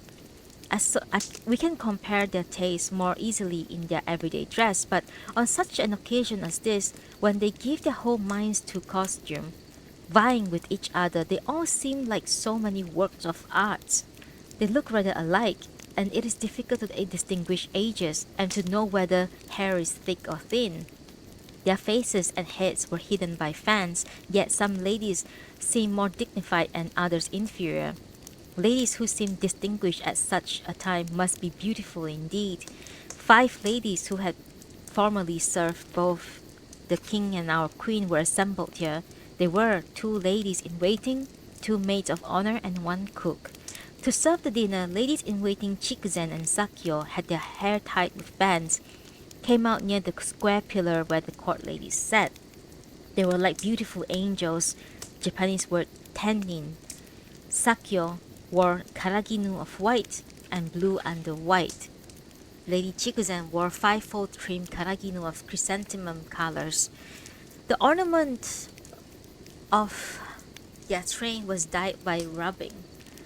Lady Tachibana of the third rank prepared the dinner. She's an old lady and wore blue karaginu and yellow chrysanthemum uchigi woven in floating threads. A sudare was rolled up and the post obscured the view. The Lord Prime Minister, taking the august prince in his arms, went before the king. His Majesty took the child himself. The honorable infant cried a little in a very young voice. Lady Benno Saisho stood holding the prince's sword. The prince was taken to the Lord Prime Minister's wife, who sat on the west side of the inner door. After His Majesty had gone, Benno Saisho, who came out and said to me, I was exposed to the brightness, the radiance of the king's presence apparently. I felt discomposed. Her blushing face was beautiful in every feature and set off her dress delightfully. When night came, we had beautiful dances. The court nobles presented themselves before the king to dance. The name of the dances performed were The Pleasures of 10,000 Ages, The Pleasures of Peaceful Reign, The Happy Palace. When they danced the long pleasing sun, the closing one, they went out singing and danced along the road beyond the garden hills. As they went farther away, the sound of the flute and drum mingled with the sound of wind in the pine wood towards which they were going. The garden brook, cleansed very carefully, was refreshing to us, and the sound of the water rippling on the pond gave us chilly feeling. Lady Sakyo offered the queen sympathy, not knowing that she had doubled her undergarments, so people laughed secretly. Lady Chikuzen talked of the late King Enyu, who had visited her often. She talked about the events of those days, and I felt that she was about to utter things unfit for this happy occasion, so I did not answer her, saying that I was too tired. We were sitting with the curtain between us, and if there had been someone to ask, alas, what things, she would have spilled the unfit words. The dancing before the king had begun, and it was very delightful, and the voice of the young prince was heard crying beautifully. The minister of the right said flatteringly that the august child's voice was in accord with the music. The commander of the king's left bodyguard recited with others the pleasures of 10,000 years and the pleasures of 10,000 autumns. Our honorable host, the Lord Prime Minister, said, Ah, I have held the previous condescending visit as a great honor, but this is the greatest. He wept in intoxication of joy.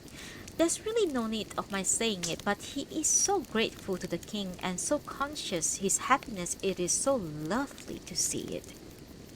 The Prime Minister withdrew, and His Majesty retired from the chamber. He summoned the Minister of the Right to order him to record that the Queen's officials and Prime Minister's steward were to be advanced in rank. Tono Ben presented to him all who were to be thus honored. 2 nobles of the Fujiwara clans arrived together, but there were only those immediately connected with the Prime Minister's family. The other 3 families were not among them. Then came the chief officers of the right bodyguard, the high officials of the Queen Dowager, the officials of our own queen to whom additional duties were assigned, and other members of the court who had been promoted and who came to thank the king. The Majesty His Majesty went in beside the Queen, but as the night was far advanced, it was not long before the Prime Minister called royal carriage, and the King returned to his own palace. The next day, royal messengers came here before the morning mist had cleared up. I arose late and did not see them. The last evening was the first time that His Majesty and the King had met the Queen during these months. After the visits of duties of the august prince, attendants and ladies were made public. Some who had not heard of the Queen Some who had not heard about it before were disappointed and jealous. The decorations of the Queen's apartment, which had been neglected, were improved. Things became more attractive in the Queen's presence. For years the Prime Minister had felt anxious as the Queen had no child, but his hope being realized, he and his wife devoted themselves to take care of the Queen. The august child seemed to have shed brightness around him. In the evening the moonlight was very beautiful. The second official of the august young prince came, perhaps thinking that his thanks might be offered to the court lady. The bridge opposite the door was wet with vapor from the bath. No one answered, so he went to the room of the Lady Nomiya no Naishi, which is next to the bridge of the eastern building. Lady Saisho was again in the inner room. The man holding back the unlocked door asked again, "Is someone within?" But she did not come out. Just then, the Queen's first officer appeared and called, Is someone in there?" She felt it impossible not to reply, so made a faint answer. The new official was in a gay humor and said reproachfully, "You did not answer me, but you especially favor the head officer. It is natural enough, but not kind. Is there much difference between the nobles in this place? It is too much." He sung the august happiness of day. As the night advanced, the moon became brighter. "It would be better to take away the obstruction from before the door," said he persuasively. "I thought it awkward that a noble from the court should stand there below me like that, but I did not open the door.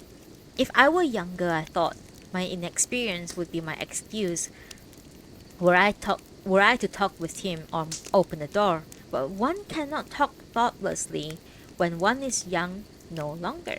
So I did not open the door, but held it with my hand." The first day of the frost month was 50th day after the birth. The persons who were to present themselves came in full dress. The sight before her presence was like a picture of the poet's assembly.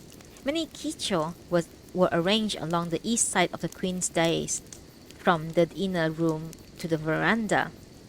The royal dining table were placed towards the south front of the house. At the west side was prepared the Queen Dowager's dinner. It was placed on a tray of aloe wood. I don't know what kind of stand it was on because I did not see it.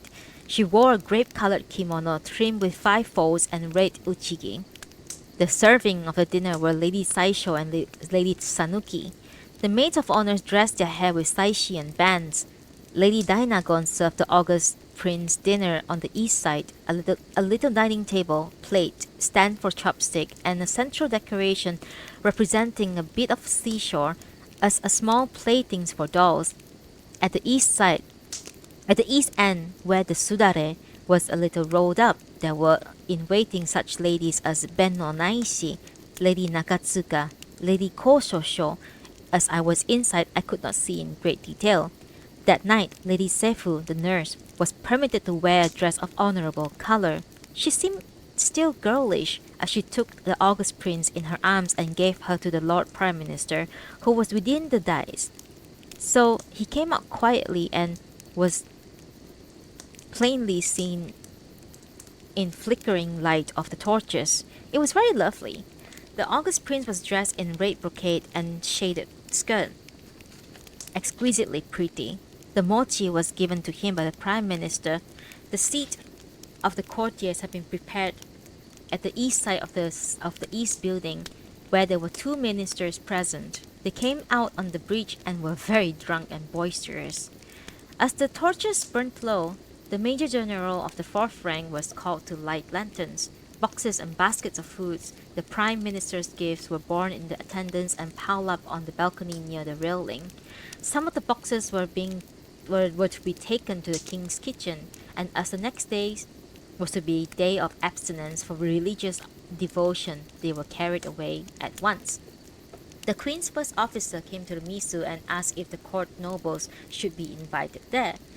As the answer was yes, everyone came led by the prime minister and approached to the east door. Ladies stood in one or two rows. The Misu was rolled up by those who were near it. Lady Dainagon, Lady Koshosho, and others. The minister on the right came dancing wildly, made a hole in the kicho behind which the ladies were sitting. They laughed, saying, "He has long passed the age for that." He did not notice, but made a great many unbecoming jokes, taking away the ladies' fans. The august prince's first officer took a sake cup and stepped out. He sung a song, although it was not accompanied by dancing. It was very delightful. Farther towards the east, leaning against the doorpost, the general of the right was standing, studying the ladies' sleeves and the skirts of the garments showing below the misu. He is different from other men. The lady is thinking that after all the intoxicated men were only trying to seem young and irresistible, made light of their behavior and said, "It is nothing. Nobody else will behave so." Compared with such men, the general is far superior. He was afraid of the sake cup, and when it came to him, passed it by, singing the song which begins 1,010,000 ages. The first officer of the light bodyguard said, I think Lady Murasaki must be somewhere here." I listened, thinking, how can she be here in a place where there is no such graceful person as Prince Genji? The minister of the right said, "Sanmi no suke." Officer of the third rank, "Accept this cup." When the officer came out from below the Lord Keeper's seal, an inferior position, the drunken men wept. The king's advisor, leaning in a corner, was flirting with Lady Hyobu. The prime minister did not forbid even unmentionable joke. It was an awful night of carousel, so after the ceremony I signaled to Lady Saisho and we hid ourselves. But there came noisily the Prime Minister's sons and Lieutenant General Saisho, so although we too had remained hidden behind the screen, even this was taken away and we were captives. "Compose a poem each and you shall be excused," said the Lord Prime Minister. I was frightened and helpless and made haste to comply.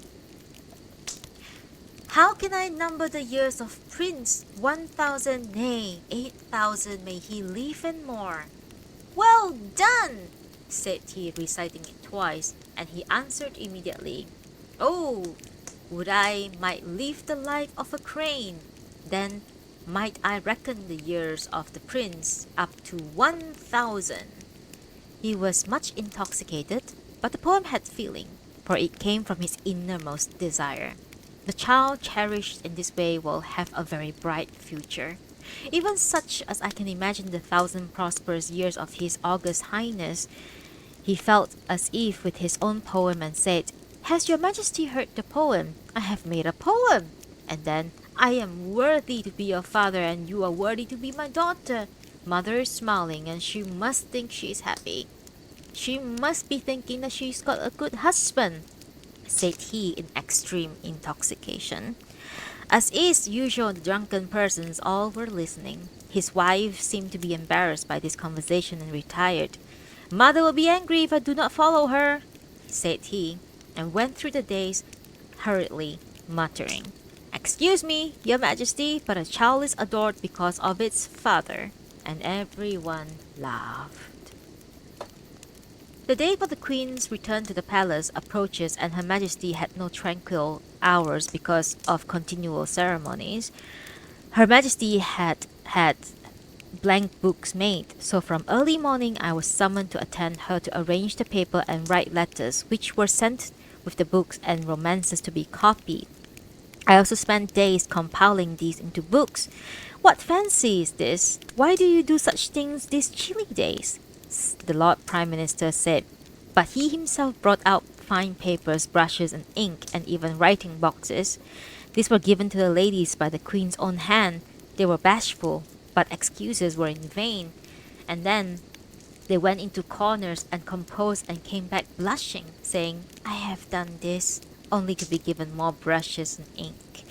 I have brought my romances from home and hidden them in my own room, but one day the Prime Minister entered it secretly to hunt about and found them and gave them to the First Lady in waiting.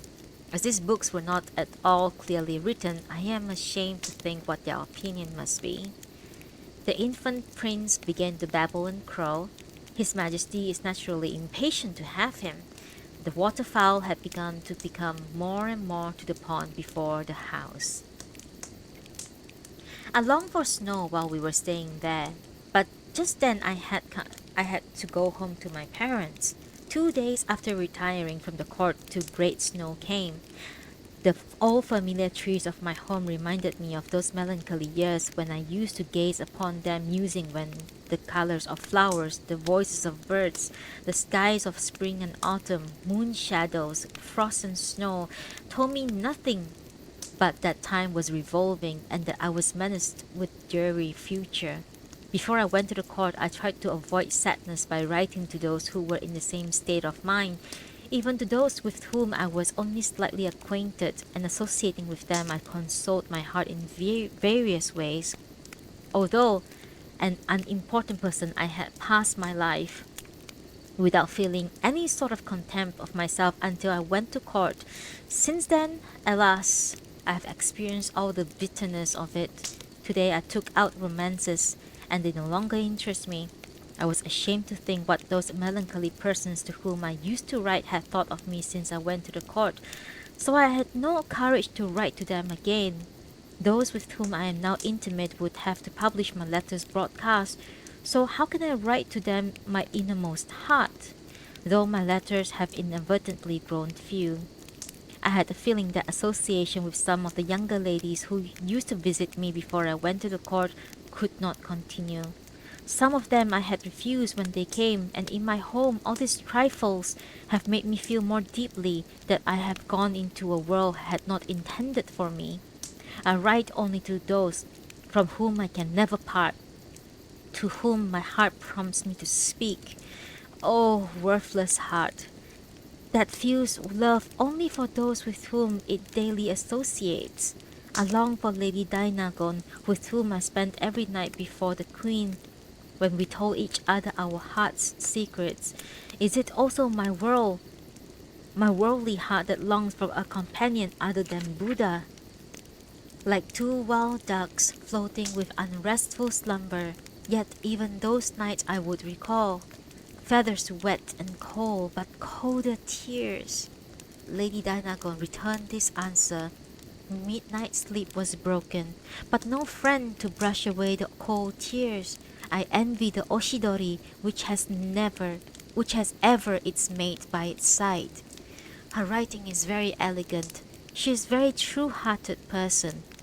A lady wrote me, "The Queen has seen the snow and she regrets deeply that you are not here at court." The Prime Minister's lady wrote me, "When I tried to stop your going away, you said you would go at once, that you might come back soon. Was it not true? For many days have passed." She may not have been in earnest, yet as I received such a letter, I went back to the court. It was on the 17th of the frost month that the Queen went back to the palace. The time had been fixed for 8 o'clock in the evening, but the night was far advanced. I could not see more than 30 ladies who tied up their hair. To the east balcony of the Queen's apartment came more than 10 ladies in waiting from His Majesty to escort the Queen. Her Majesty Senji, the woman who repeats the Queen's words to the outsider, went in Her Majesty coach with her. The Lord Prime Minister's wife and Lady Sen, the nurse, holding the august infant in her arms, went in coach adorned with the silk fringes. Lady Dainagon and Lady Saisho were in gold-studded coach. In the next one went Lady Koshosho and Lady Miyano Naishi. The Lieutenant General of His Majesty's stud was in the next one. I was to go in that one. His manner expressed dissatisfaction with so mean a companion, and I was much discomposed. Lady Jiyu, Benno Naishi, Lady Saemon, the Prime Minister's first attendant, and Lady Shikibu went in the proper order in palanquins. As it was bright moonlight, I was greatly embarrassed, and the palace I followed the Lieutenant General not knowing where I trod. I followed the Lieutenant General not knowing where I trod. If someone had been looking at me from behind, a Japanese expression signifying gossiping about or criticizing, I must be ashamed indeed. I passed the night in the third little room on the corridor of the Kokiden. Lady Koshosho came and we talked of the sadness of our lives. We took off our kimonos and put on doubly wadded ones. Making a fire in the incense burner, we were complaining of the cold when the chamberlain and the state councillor and the Lieutenant General Kinobu came to inquire for us. I wish I might have been entirely forgotten this evening. It annoyed more than it pleased us. Nevertheless, as they had come to make inquiries, I said, "Tomorrow I will return with the compliment and go to inquire after you. Tonight I'm shivering with cold." Saying these words, we were secretly stole away from the room. Some were now preparing to go back to their homes. We thought them to be some of the lower officials. I do not say this comparing them with myself. But, by the way, Lady Koshosho is very noble in character and beautiful, but I notice she is thinking sadly of the world. One reason is her father's rather humble rank, which made good fortunate delay to come to her. This morning, Her Majesty saw in detail last night's evening presents from the Prime Minister. The hair ornaments in a case were more lovely than words can express. There were a pair of salvers, and on one of them were poem papers and found blank books. On the other were the poetical collection of Kokinshu, Gosenshu, and Juishu. Each were bound in 5 volumes. The copies of these volumes were the king's advisers, an attendant of the middle rank, and Enquan. The covers were of thin figured silks, the fastening of braided silk of the same material. They were fitted into a basket. There were also ancient and modern poetical collection of various families, such as those of Yoshinobu and Motosuke. The copies of Enquan and Chikazumi were kept for the queen's private use. They were made in a new fashion. On the 20th day of the first month of the dance of Gosechi was performed. A costume was given to the young lady whom the king's attendant and state councillor offered for the dance. The lieutenant general asked for the garland for his dancer, which was given, and at the same time a box of perfume ornamented with artificial leaves and plum blossoms were given to her. As the arrangement had been made long time beforehand this year, there was a great rivalry among the dancers. Torches were lighted in close rows along the outer doors of the eastern veranda, so there were day brightness, and so it was really awkward to walk there. I felt for the girls, but it was not they who were embarrassed. Young nobles looked at the girls face to face, almost bringing the lights down on them. They tried to draw a curtain before themselves, but in vain, and the nobles' eyes were still on them. My heart throbs even at the memory of it.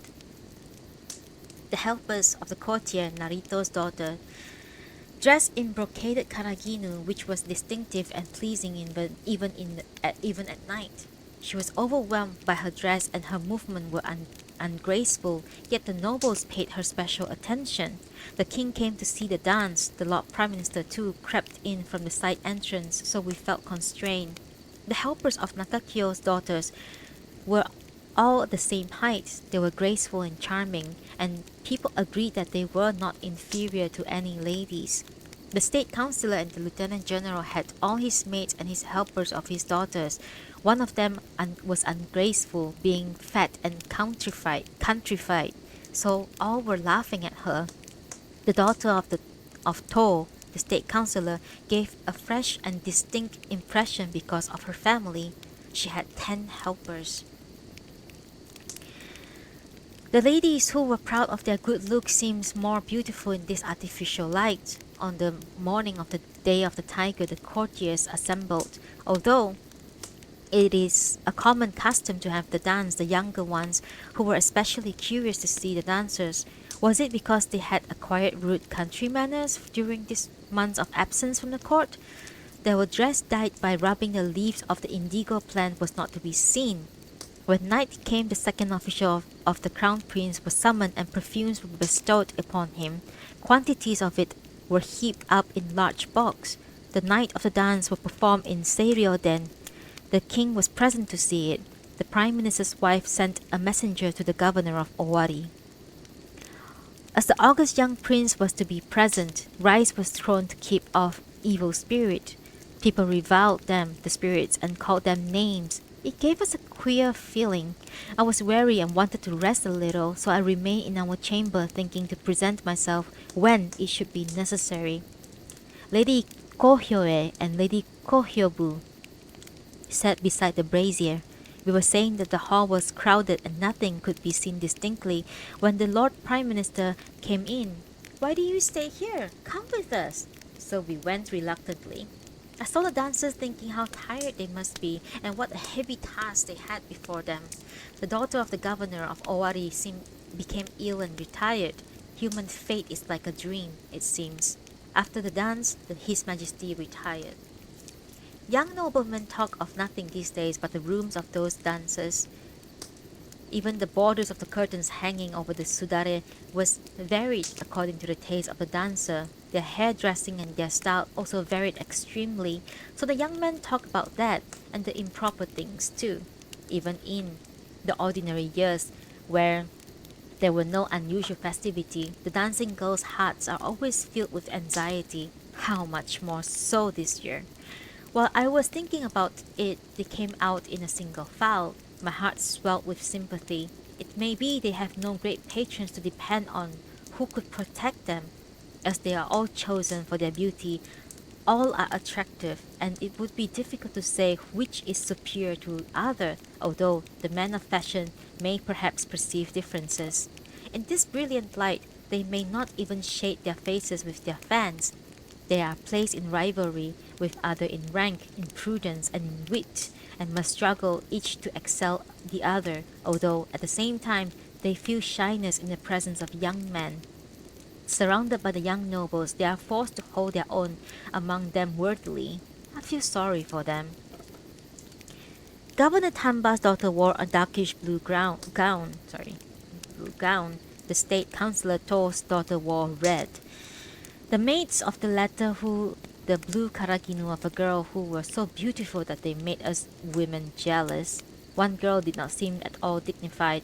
The daughter of the state councillor and the lieutenant general was tall and had beautiful hair. Her attendants wore deep-colored clothes trimmed with 5 folds, and their outer garments were varied according to taste. The last girl wore a plain grape-colored one, and that simple dress was more beautiful as it showed taste in color combination. The secretaries of the 6th rank went towards them to take away their fans. They threw them out. They threw them down themselves. Though they were graceful, they did not seem to like the girls. If we were in their places, it would seem like a dream to us. I had never supposed I should mingle with these court ladies. Yet the human heart is invisible and dreadful being. If I became accustomed to court life, my bashfulness would overcome and I could easily stand face to face with men. As if in my vision my future appeared to me. Such state of things appeared to me undesirable. My mind was greatly troubled and I could observe nothing. The apartment temporarily given to the dancer, who was the daughter of the king's advisors and state councillor, was just across the way in the building of another queen, and on the corridor opposite to that of our queen. A part of the sudare of the room was in sight of the outer shutter, although we could hear voices but faintly.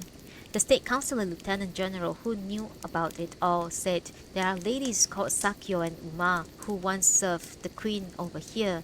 It was Sakyo who sat in the eastern part of the hall last night as a helper of the certain young lady who danced, said Genshosho, who knew her. Some of our queen's ladies enhanced to overhear these remarks. How extraordinary! Yet she must remember old times, said they. How is it possible that the former lady in waiting should return to the court as a maid? She must be thinking it will never be known, but we will one day bring it to light. Our ladies may have been scheming for this when they chose among the multitude of fans kept by the queens those representing the island of Horai. Did she feel it, I wonder? Ground pine was made into wreath and put into a box cover. A comb and a face powder were put in also, for the young courtiers had said, that lady, who is rather advanced in years, wears a curved comb suitable for a young lady. So the comb which was put into the box was curved too much in a vulgar new fashion, with perfume balls clumsily covered in paper. A poem added to it written by Lady Saifu. Among the many ladies that night of dance, the belle was the one who wore the lycopodium, the ground pine. The queen said, "If you are going to stand at all, send something clever. Here are many fans for it." But some ladies replied, "That will attract too much attention. It is too unusual. If you send this publicly, you will not succeed in puzzling her. Perhaps we would better send it anonymously." Therefore a lady who was an entire stranger to her was chosen. She went and speaking loudly said, "Here is a letter from Lady Chunagon. It is sent by her queen to Lady Sakyo." I thought it would be awkward if the messenger were caught by them, but she ran away as soon as she had put down those things. She reported that she heard someone saying, "Whence do you come?" There is no doubt she really thought it was a gift from our queen. Days passed without interesting events. After that evening of dancing, the court became absolutely dull. The preparatory music on the eve of Omi ceremony was very fine. The young courtiers were still filled with the thoughts of the dancers. After the queen's return to the palace, the little sons of another wife of the prime minister were permitted to come in to play with the ladies in waiting. They came to us without end, which was a great bother. I did not show myself to them, taking advantage of my advanced age. They were not thinking of the dancers, but were playing by the side of ladies Yasurai and Kohyoe, joking and chattering like little birds. At the occasional festive of the Kamo shrine of the Vice Lieutenant General, the first son of the Prime Minister,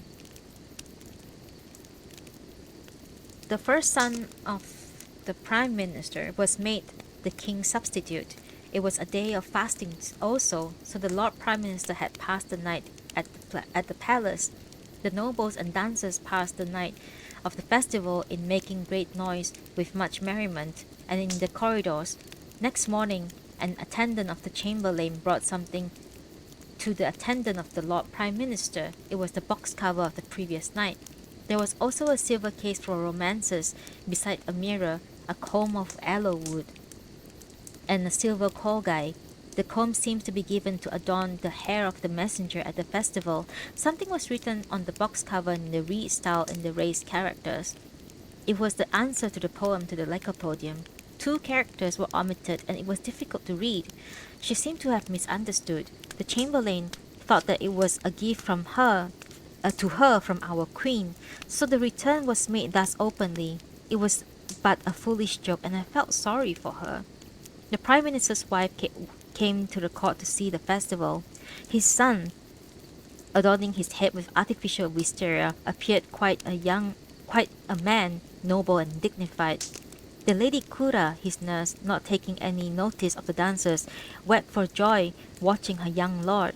As it was still the day of fasting, they came back from the shrine and at 2 in the morning, and the sacred dance was performed listlessly as the important persons were absent.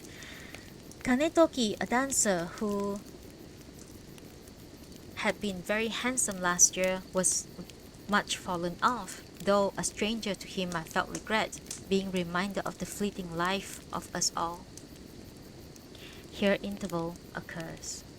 On the 20th of the finishing month, I went again to the court. It was the anniversary of the day on which I had first came.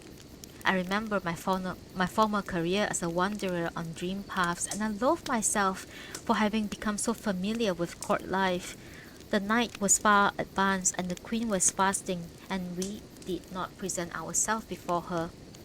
I felt lonely and was lying down. The maids of honors around me said, "The hours here are very different from those at home.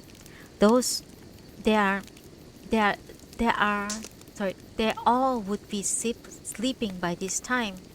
But here our dreams are broken by the sound of shoes along the corridor." Hearing them girlishly talking, I murmured to myself, "My life and the year are closing together. At the sound of the wind, dreary is my heart." On that moon-hidden night, the driving off the evil spirits was soon finished. We dyed our teeth black, and after finishing decorating our faces, we sat at ease. Ben no Naishi came, and after talking, she went to sleep. The queen seamstress sat in the doorway watching the maid Ateki sewing. Just then we heard an unusual noise from the direction of Her Majesty's apartment. I tried to wake Ben no Naishi, but she was heavy with sleep. Someone was heard crying wildly. I was frightened and could not think what to do. Was it a fire? But no, it was not that. I pushed the seamstress forward, saying, "Go there, over there, oh dear." Then Her Majesty is in her own room. We must by all means get to her. I shook Ben no Naishi roughly to awaken her, and we three ran trembling, flying rather than walking. We saw two naked persons. They were Lady Yuge and Lady Kyohobe. It seems that they had been robbed of their clothes, and I felt more distressed than before. The kitchen servants had all gone out. Even the queen's guard had retired after the devil driving. We clapped our hands, but no one came. Some went to call the women's attendants, while I, forgetting my shyness, said, "Call Hyobu no Jo, the secretary." He was sought for, but had left the palace. I felt irritated indeed, but at last an assistant to the master of ceremonies who came poured oil into several lamps. We found many who had fainted. At the news, a messenger arrived from the king, but we were all too frightened to receive him properly. He took out dresses from the royal wardrobe to give them. The new dresses for New Year's Day were not stolen, so these ladies took their misfortune lightly, but unforgettably dreadful is a nude form. I can never call it laughable. It was too dreadful to speak of, but we could not help talking. The New Year's Day of 1008 was inauspicious. The rice cake ceremony was deferred. However, on the third day, the august crown prince went up to the king, and the rice cake festival was given for him. His attendant was Lady Dainagon. The dress of the ladies on the first day was karaginu of purple and old rose color, red kimono and shaded train. On the second day, red and purple brocade, deep violet glossy silk, green karaginu, train dyed by rubbing flowers. On the third day, we wore white and rose-colored brocaded garments trimmed with many folds. The karaginu was of a dull red and old rose brocade. When we wear deep violet-colored shining silk, the inner robe is of crimson. When we wear crimson outside, the inner dress is usually of deep violet. The pale and deep color of spring leaf buds, dull red, golden yellow, and light and dark crimsons. Dresses of these ordinary colors were worn trimmed with 6 folds in very beautiful combinations. Lady Saisho held the august prince's honorable sword. The Lord Prime Minister took the august prince in his arms, and they presented themselves before the king. Lady Saisho's dress was a garment trimmed with 3 and 5 folds, and figured of the same color trimmed with 7 folds. The uchigi was adorned with a pattern of oak leaves beautifully embroidered. She wore a karaginu and train trimmed with 3 folds. Her unlined inner kimono was woven in pattern. Her costume was in Chinese style. Her hair was ornamented more elaborately than usual. Her style of dress and manner showed great knowledge of the world. She is rather tall and had well-rounded figures. Her face is very small and exquisitely tinted. The following 11 paragraphs are portraits of prominent ladies of court. Lady Dainagon is a very small and refined, white, beautiful and round, though in demeanor very lofty. Her hair is 3 inches longer than her height. She used exquisitely carved hairpins.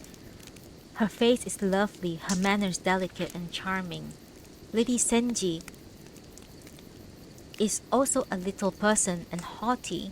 Her hair is fine and glossy and 1 foot longer than the ordinary. She puts us to shame. Her carriage is so noble. When she walks before us, we feel so much in the shade that we are so uncomfortable.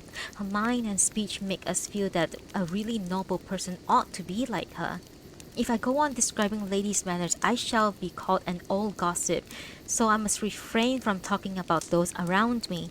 I will be silent about questionable and imperfect, about the questionable and imperfect. Lady Koshosho, all noble and charming. She is like weeping willow tree at budding time. Her style is very elegant. We all envy her manners. She is so shy and retiring that she seems to hide her heart even from herself. She is of childlike purity even to a painful degree. Should there be low-minded person who treat her ill or slander her, her spirit would be overwhelmed and she would die. Such delicacy and helplessness make us anxious about her. Lady Miyano Naishi, also a beautiful of good height. Her appearance as she sits is also very dignified. She is fashionable, although no single feature is especially beautiful. She has altogether an air of youth and beauty. Her face is high in the middle, and she excels others in the fairness of her skin. Her hair ornaments her forehead, oh beautiful, produce an effect of refinement and elegance. She is very frank and unaffected in manner, and never the least bit awkward about anything. She is naturalness itself. Her character may be an example for us. She never tries consciously to attract, and she has no vanity. Lady Shikibu is her younger sister. She is too plump, and her complexion is a fragrant white. She has a bright small face and beautiful hair, although it is not long. She presents herself before the queen with false hair. Her plump appearance, oh, smile-giving. Her eyes and forehead were lovely indeed. Her smile is full of sweetness.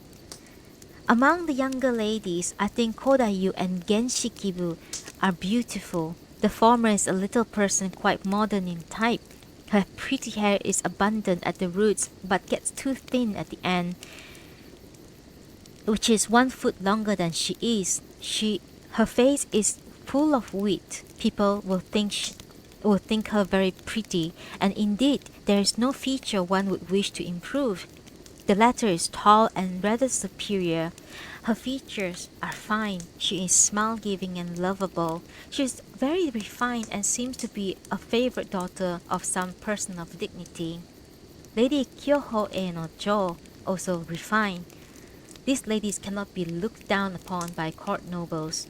With everyone some fault to be found, but only those who are ever mindful to conceal it even when alone can completely succeed.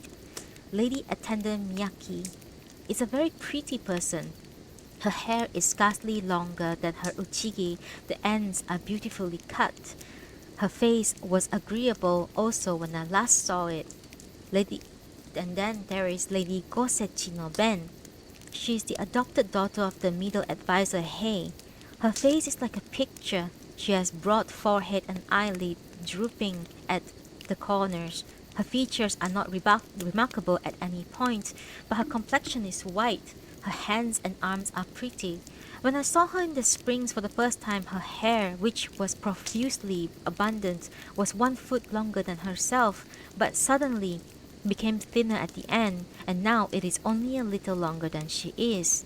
Lady Koma, who had very long hair, An agreeable lady in those days, now she has become like a bridge of a lute, which has been immovable, fastened with glue. She has gone home. So much for their appearance, and now for their dispositions. Here can be few can Here few can be selected, though each has some good points and few are entirely bad. It is very difficult to possess such qualities as prudence, wit, charm, right-mindedness all at once. As to many ladies, the question is whether they excel most in charms of mind or person. It is hard to decide. Wicked indeed to write so much of others. There is Lady Chujo who waits upon the princess dedicated to the service of the Kamo shrine. I had heard of her and secretly managed to see her letters addressed to other persons. They were very beautifully written, but with such exalted opinion of herself. In the whole world she is the person of profoundest knowledge. None to compare with her, it seems she is thinking. On reading them, my heart beats faster. I was furiously indignant for everyone here, although it may be it is wrong to feel so. Be it composition or poetry, who can judge save our Princess Abbess, who will have bright future, but the ladies attending to our princess? It may be reasonable, yet I have never seen, compared to ours, any good poems by the lady attendants of that Princess Abbess. They seem to be living on an idle poetic life, but if they were to compete with us, it is not necessarily certain they would be superior, though no one knows them well. On a beautiful moonlight night or morning, at the time of the flowers or of cuckoo, courtiers might visit their residence. Otherworldly and sacred it is, and made to the taste of their princess. There they remain undisturbed, admiring her. On the other hand, with us many things occur. The Queen has to go up to His Majesty's apartment, the Lord Prime Minister comes, and we have to keep watch at night. But there is nothing of all this in the world, all of their own, where they might indulge in elegance and avoid blunders. If I could live like there's an old piece of buried wood thrown among them, I might succeed in freeing myself from the reproach of shallowness. Would I might indulge myself in elegance there, relaxing myself. Forward young ladies there can devote themselves to dress, making themselves inferior to none and pleasing the courtiers. On the other hand, in our Queen's court, we rather neglected to adorn ourselves, for our Queen has no rivals now. Moreover, she thinks unfavorably of frivolous women, so those who wish to serve her and remain in favor keep from association with men. Of course, everywhere there are light-hearted, unashamed, thoughtless women, and men who visit our court to find them say we are awkward and unversed in social usage. Our ladies of the higher ranks are indeed much too reserved and haughty. It is not in this way that they can bring honor to our Queen. It is painful to see them. The attendants of the Princess Abbess seem to have been alluding to these ladies, but both defects and merits are found in everyone, so we may not be inferior to them after all. Even our young ladies nowadays have heard of self-respect. It would be embarrassing if they were too frivolous, but one would not wish them to be heartless either. Our Queen of perfect mind, enviably lovely, is reserved and never obtrusive, for she believed that few who are forward can avoid blunders. In fact, imperfect wit is worse than reserve. Our Queen, when she was very young, was much annoyed to hear persons of shallow culture saying vulgar, narrow things with conceit, so she favored ladies who made no mistakes, and childlike persons pleased her very well. This is why our ladies have become so retiring. As Her Majesty grows older, she begins to see the world as it is, the bad and the good qualities of the human heart, reserve or boldness. She knows neither is good. The court nobles rather look down on us. Nothing interesting here, they seem to say. The Queen knows this, but she knows we cannot please everybody. If we stumble, hideous things may happen. Yet, We must not be faint-hearted or bashful either. So Her Majesty says, but our old habits are not so easily shaken off, and all young nobles of the present day are on their side only indulgent pleasure seekers. The ladies around the abyss who indulge in aesthetic pursuits, gazing at the moon and admiring flowers, may talk only these things to the nobles, boastfully and intentionally, and the nobles might say that it is difficult to find ladies with whom they can chatter light-heartedly morning and evening, or discuss interesting topics occasionally, although, as I haven't heard them say it, I don't know what they really think. In general conversation, it is awkward to say profound things. It is far better to speak with simplicity, and the nobles seem to think so. The difficulty is to understand the occasion and adapt one's self to it. When the first official of Her Majesty comes to report to her, the delicate, shy ladies in waiting cannot meet him in common ground or converse fluently, not because they are deficient in words or thoughts, but because of their extreme timidity. They fear their faults may be noticed, so they cannot decide what to say. Others may not be so. Even women in high birth must follow general custom when they become ladies in waiting at the court. But many behave as if they were still daughters at home. The great adviser is displeased to be received by ladies of low rank, so when he comes to the queen's court to make some report and suitable ladies to receive him are not available, he goes away without seeing Her Majesty. Other court nobles who often come to make reports have each a favorite lady.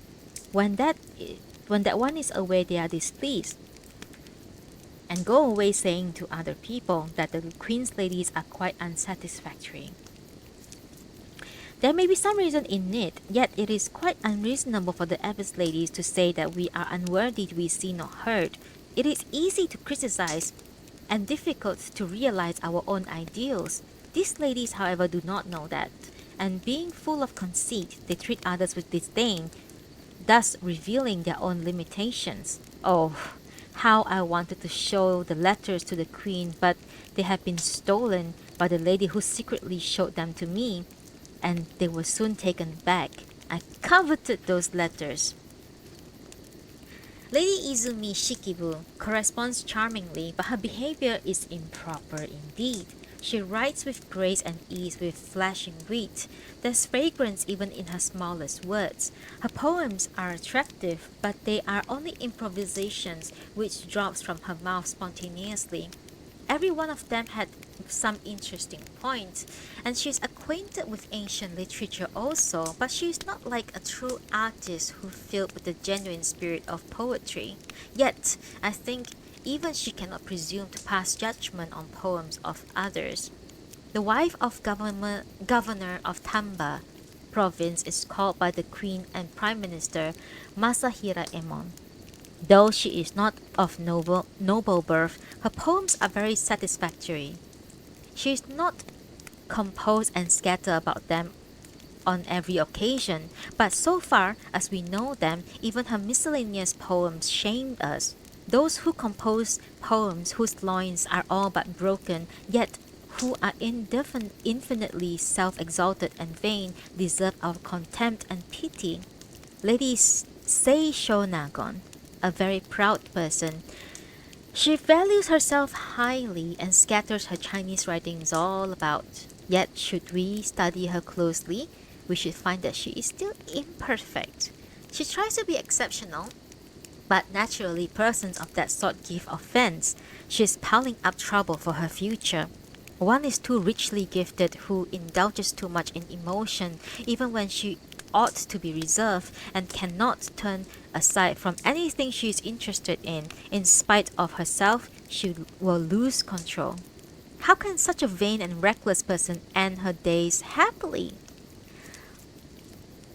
Here there's a sudden change from the court to her own home. Having no excellence within myself, I have passed my days without making any special impression to anyone. Especially the fact that I have no man who will look out for my future makes me comfortless. I do not wish to bury myself in dreariness. It is because of my worldly mind that I feel so lonely. On moonlight nights in autumn when I am hopelessly sad, I often go out to the balcony and gaze dreamily at the moon. It makes me think of days gone by. People say that it is dangerous to look at the moon in solitude, but something impels me, and sitting a little withdrawn I muse there. In the wind-cooled evening I play on the koto, though others may not care to hear it. I fear that my playing betrayed the sorrow which becomes more intense, and I become disgusted with myself, so foolish and miserable I am. My room is ugly, blackened by smoke. I play on a 13 or 6 string koto, but I neglect to take away the bridges even in rainy weather, and I lean it upon the wall. I lean it up against the wall between the cabinet and the door jamb. On either side of the koto stands a lute. A pair of big bookcases have them all the books they can hold. In one of them place old poems and romances. They were homes of worms which can come frightening us when we turn the pages, so no one ever wished to read them. Perhaps her own writings, she speaks so slightingly of them. As to other cabinets, since the persons who place his own books, no hand had touched it. When I am bored to death, I take out one or two of them, then my mates gather around me and say, "Your life will not be favored with old age if you do such thing.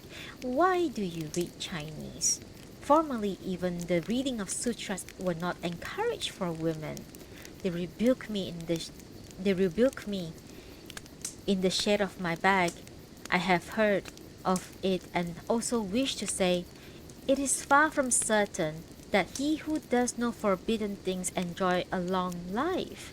But it would be a lack of reserve to say it to the maids. Our deeds vary with our age, and deeds vary with the individual.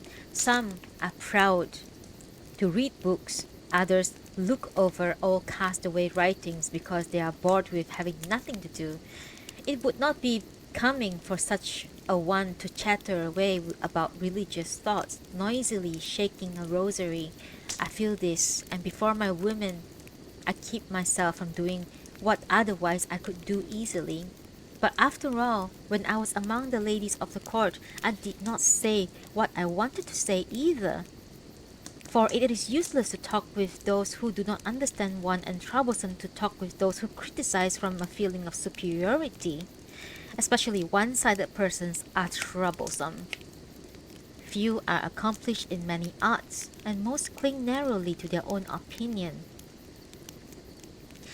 Pretty and coy, shrinking from sight.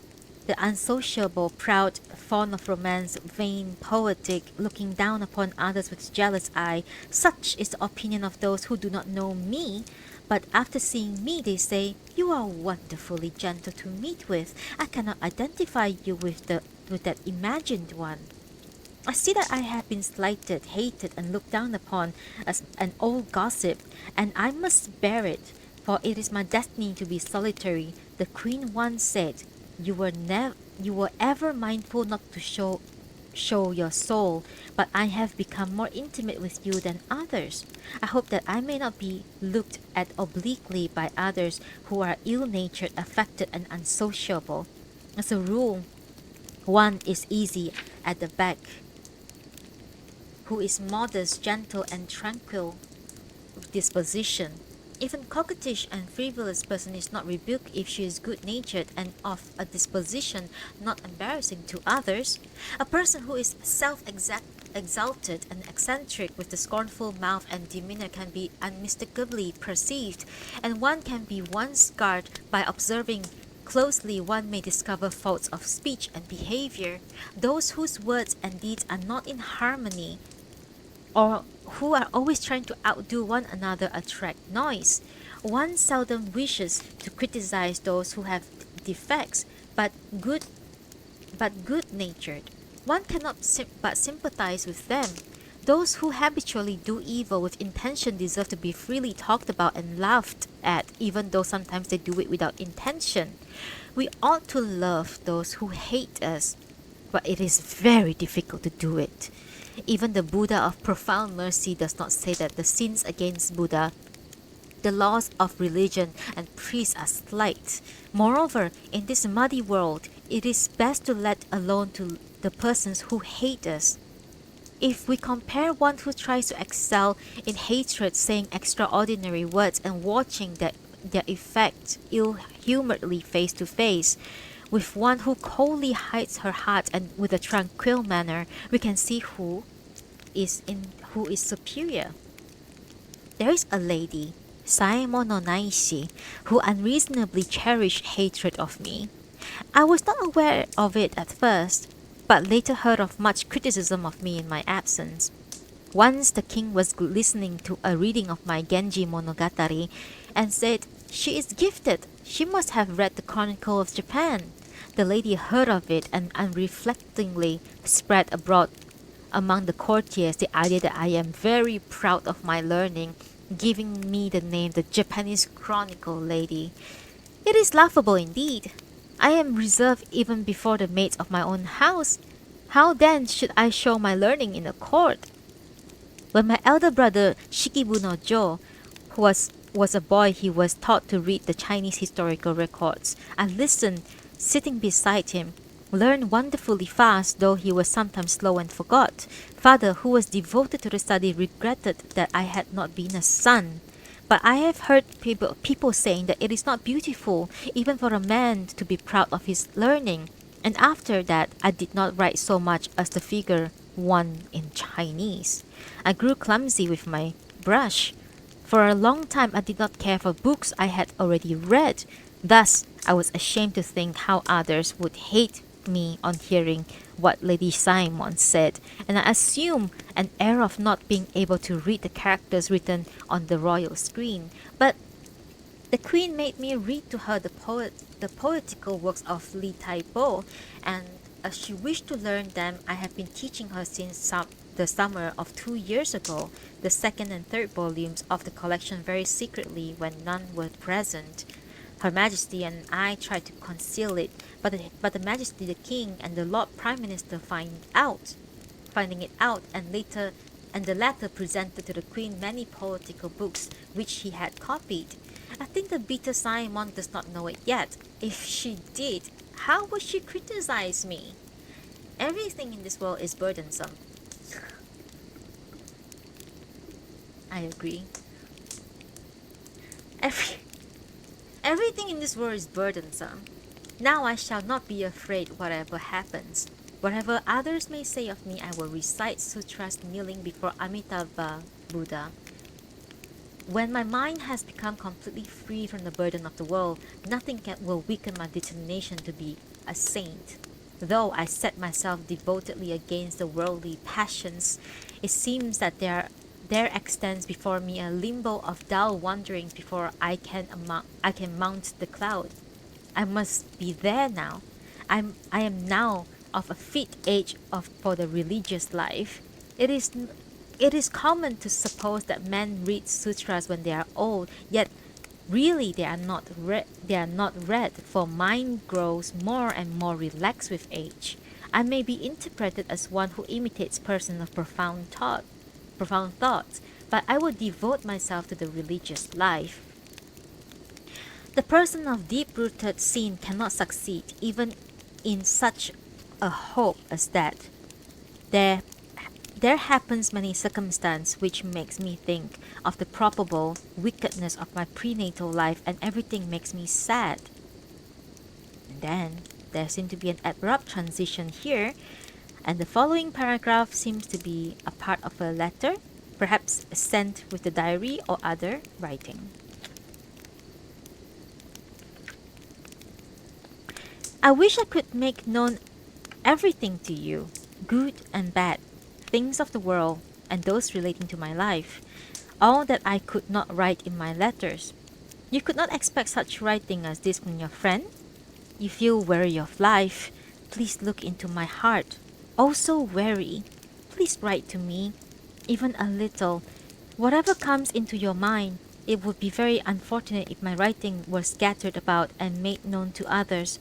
I have written many things of this sort, but recently I have torn up all my old writings, burying some, and making dolls' houses for the rest. Since that time I have perceived no letters, and I am determined to write no more on fresh paper. So thrifty I have become. I think I am not in the wrong. After reading, please return quickly, as I could not revise all. There may be some defects. Read, overlooking them. My mind has been wholly occupied with the things and persons of our world, and as I close this writing, I reflect on how deeply rooted my interest in them. But it was only ancient that closed my descriptions of others. Here, an interval during which she returns to court. On the 11th of first month 1009, in the early court they went to the temple. The Lord Prime Minister's wife accompanied the Queen, others went by boat. I was belated and went at night. There was preaching. People made confessions according to the custom of the mountain people. Many pictures of pagodas were painted, and they amused themselves. Most of the nobles had retired, and there were few persons left on the midnight preaching began. The preachers and interpreters of the sutras were 20 in number. Here is the sentence whose meaning is lost. They all preached in different ways about the merit of the Queen's presence. There were many things laughed at. After the preaching, the courtiers went boating. They all rowed and enjoyed themselves. At the eastern corner of the temple, a bridge had been built opposite the door opening towards the north. There the high official of the Crown Prince was leaning against the railing. The Lord Prime Minister came for a little while and talked with Lady Saisho. But we were in the Queen's presence, we could not be at our ease. It was pretty both within and without the temple. The pale moon appeared, and a young noble sang songs of the new fashion. A song related to those who had gone into the boat were all young and pretty. The old secretary of the treasury was among them. He was ashamed for some reason to sing with the others and stood there rather embarrassed. The back view of him was comical, and those within the misu secretly laughed. Some said, He in the boat is regretting old age. The high official on the bridge heard it and sang, The ancient seekers for eternal life, the tradition is full of lies. It sounded very latest fashion indeed. Some sang the duckweed accompanied by the flute. Even the morning wind gave us unusual impressions because of the place. In the Queen's presence was placed Genji Monogatari. Once the Lord Prime Minister saw it, and after many playful words wrote to me on a poem paper attached to a plum branch. Being notorious for love and sourness, I think none passed by without breaking a branch. Her answer: No one in passing has ever broken the plum tree. Who then can know if it be sour? Oh, regrettable to be spoken of in such a way. One night I slept in a room near the corridor. Someone came knocking at the door. I was afraid and passed the night without making a sound. The next morning the following poem was sent to me from the Prime Minister. All the night through, knocking louder than water rail, I stood in vain at the door of Hinoki wood, weary and lamenting. I wrote back, a cause of deep regret indeed, had the door opened at the knocking of the water rail. Here's a space, nearly 1 year elapses. Third day of the first month of 1010. The august prince have presented themselves before the king for 3 days to receive gifts of mochi. Ladies of the high rank accompanied them. Saemon no Kami held the prince, and the mochi was brought to his majesty by the Lord Prime Minister. The king, facing the east door, gave it to the august prince. It was such a beautiful sight to see the young princess coming and returning through the corridor. The queen dowager did not present herself. On the first day, Lady Saisho served at the table. Her color combination was cunningly executed. Ladies Takumi and Hyogo officiated as the queen's secretaries. The ladies who tied their hair were particularly attractive. The lady who was entrusted with the preparation of toso was very vain of her skill and behaved as if she was a doctor or of medicine. Ointment was distributed as usual. The prime minister took younger prince in his arm, and the king embraced him lovingly, saying, "Long life and health," as usual. The Lord Prime Minister replied, "I will uphold the younger prince in my arms." But at his augustness of the crown prince became jealous and begged to be taken up too, saying, "Ah, ah." The Prime Minister was much too pleased, and the general of the right bodyguard and others were amused by it. The Lord Prime Minister had an audience with the king, and they came out together to find amusement. The minister was much intoxicated. Troublesome, I thought, and hid myself away, but I was found. "You are summoned by the father of the queen, yet you retire so early, suspicious person," said he. "Now, instead of the queen's father, it is you who must compose a poem. It is quite an ordinary occasion, so don't hesitate," he urged, but it seemed to me very awkward to make one, only to have it laughed at. As he was very much in liquor, his face was flushed and flamed out in the torchlight. He said, "The queen had lived for years alone and solitary. I had seen it with anxiety.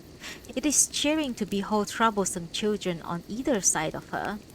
And when he went to look for the princess who had been put to bed, taking off the bedclothes, he was singing, "If there be no little pines in the fields, how shall I find the symbol of 1,000 ages?" People thought it more suitable that he should sing this old song than make a new one. The next evening the sky was hazy. As different parts of the palace are built compactly in close rows, I could only catch a glimpse of it from the veranda. I admired his recitation of last evening with the nurse Madam Nakadaka. This lady is of deep thought and learning. I went home for a while. For the 50-day ceremony of the second prince, which was 15th day of the sociable month, I returned in the early morning to the palace. Lady Koshosho returned in embarrassing broad daylight. We two live together. Our rooms adjoined and we throw them together, each occupying the whole when the other is absent. When we are together, we put the kicho between them. The Lord Prime Minister say we must be gossiping about other people. Some may be uneasy to hear that, but as there are no unfriendly strangers here, we are not anxious about it. I went to the Queen's audience. My friend who wore brocaded uchigi of old rose and white, a red karaginu, and figured train. My dress was of red and purple and light green. My karaginu was white and green. The wrap design on the train was in the very latest fashion. It would perhaps have been better if a younger lady had worn it. There were 17 ladies of His Majesty's King's Court who presented themselves before the Queen. Lady Tachibana of the third rank served the royal table. Lady Kodayu and Shikibu on the balcony. The serving of young August Prince dinner was entrusted to Lady Koshosho. The Majesty sat within the days, one for each. The morning sun shone in and I felt too much brilliancy in their presence. The king wore a robe of narrow sleeve. The queen was dressed in red as usual. Her inner kimonos were purple and red with pale and dark green and 2 shades of yellow. His Majesty's outer dress was grape-colored brocade, and his inner garment white and green, all rare and modern in both design and color. It seemed to be too dazzling in their presence, so I softly slid away into an inner room. The nurse, Madam Nakadaka, holding the young prince in her arm, came out towards the south between the canopied king and queen. She is short in stature, but of dignified demeanor. She was perfectly tranquil and grave, and a good example for the young prince, then not 2 months old. She wore grape-colored ochigi and patternless karaginu of white and old rose. That they all did their utmost to adorn themselves. One had a little fault in the color combination of the wrist opening. When she went before the royal presence to fetch something, the nobles and high officials noticed it. Afterward, Lady Saisho regretted it deeply. It was not so bad. Only one color was a little too pale. Lady Kotayu wore a crimson unlined dress and went over an ochigi of deep and pale plum color bordered with bows. Her karagino was white and old rose. Lady Gen Shikibu appears to have been wearing a red and purple figured silk. Some said that it was unsuitable because it was not brocade. The judgment is too conventional. There may be criticism where want of taste is too apparent, but it were better to criticize manners. Dress is rather unimportant in comparison. True. The ceremony of giving mochi to the prince is ended, and the table is taken away. The misu in the anteroom was rolled up, and we saw the ladies sitting crowded at the west side of the dais. There were Lady Tachibanas of the third rank and Naishi Nosuke, the younger attendant of the august princess, sitting in a doorway in the east anteroom near the shioji, where there were shioji there were ladies of high rank. I went to seek Lady Dainagon and Lady Koshosho, who were sitting east of the dais. His August Majesty sat on the dais with his dining table before him. The ornaments of it were exquisitely beautiful.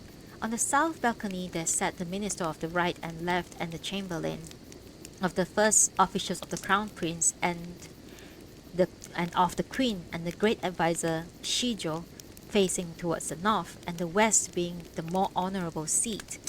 There were no officials of low rank.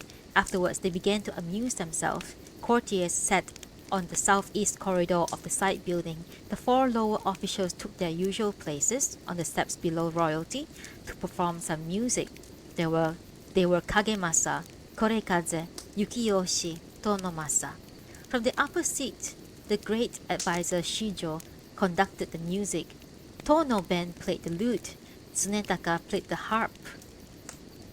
The lieutenant general of the left bodyguard and the state councillor played the flute. Some outsiders joined in the music. One made a mistake in the notes and was hissed. The minister of the right praised the six-string koto. He became too merry and made a great mistake, which sent a chill even to the onlookers. The prime minister's gift was flute put in 2 boxes. And that is the end of today's reading. That is basically the end. Yeah, I told you it's gonna be a short read. Even that took me quite a while. How long has this been? It's been 2 hours plus. Haha. That took me a while to read. Sorry, I made a lot of mistakes. Not very used to reading in a while.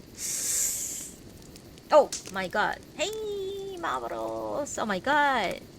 There's people here. Welcome. I mean, yes, hi. This is my stream. Thank you for hanging out with me today and listening to me read. I'm so sorry, my reading kind of sucks today, I think.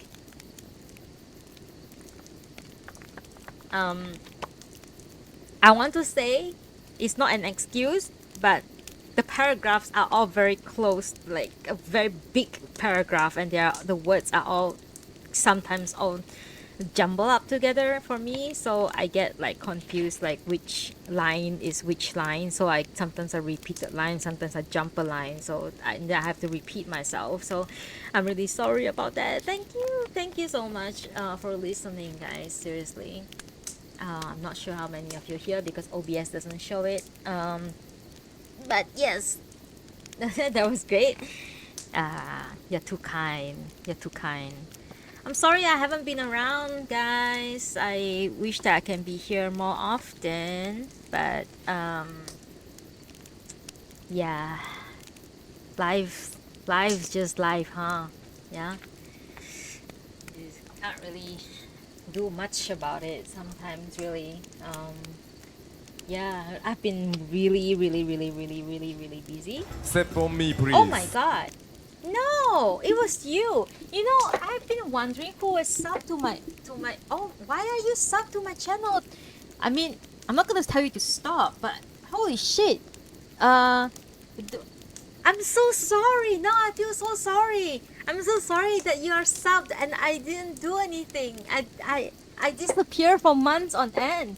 Now I feel so bad. Oh my god. Goodness. I'm so fucking sorry.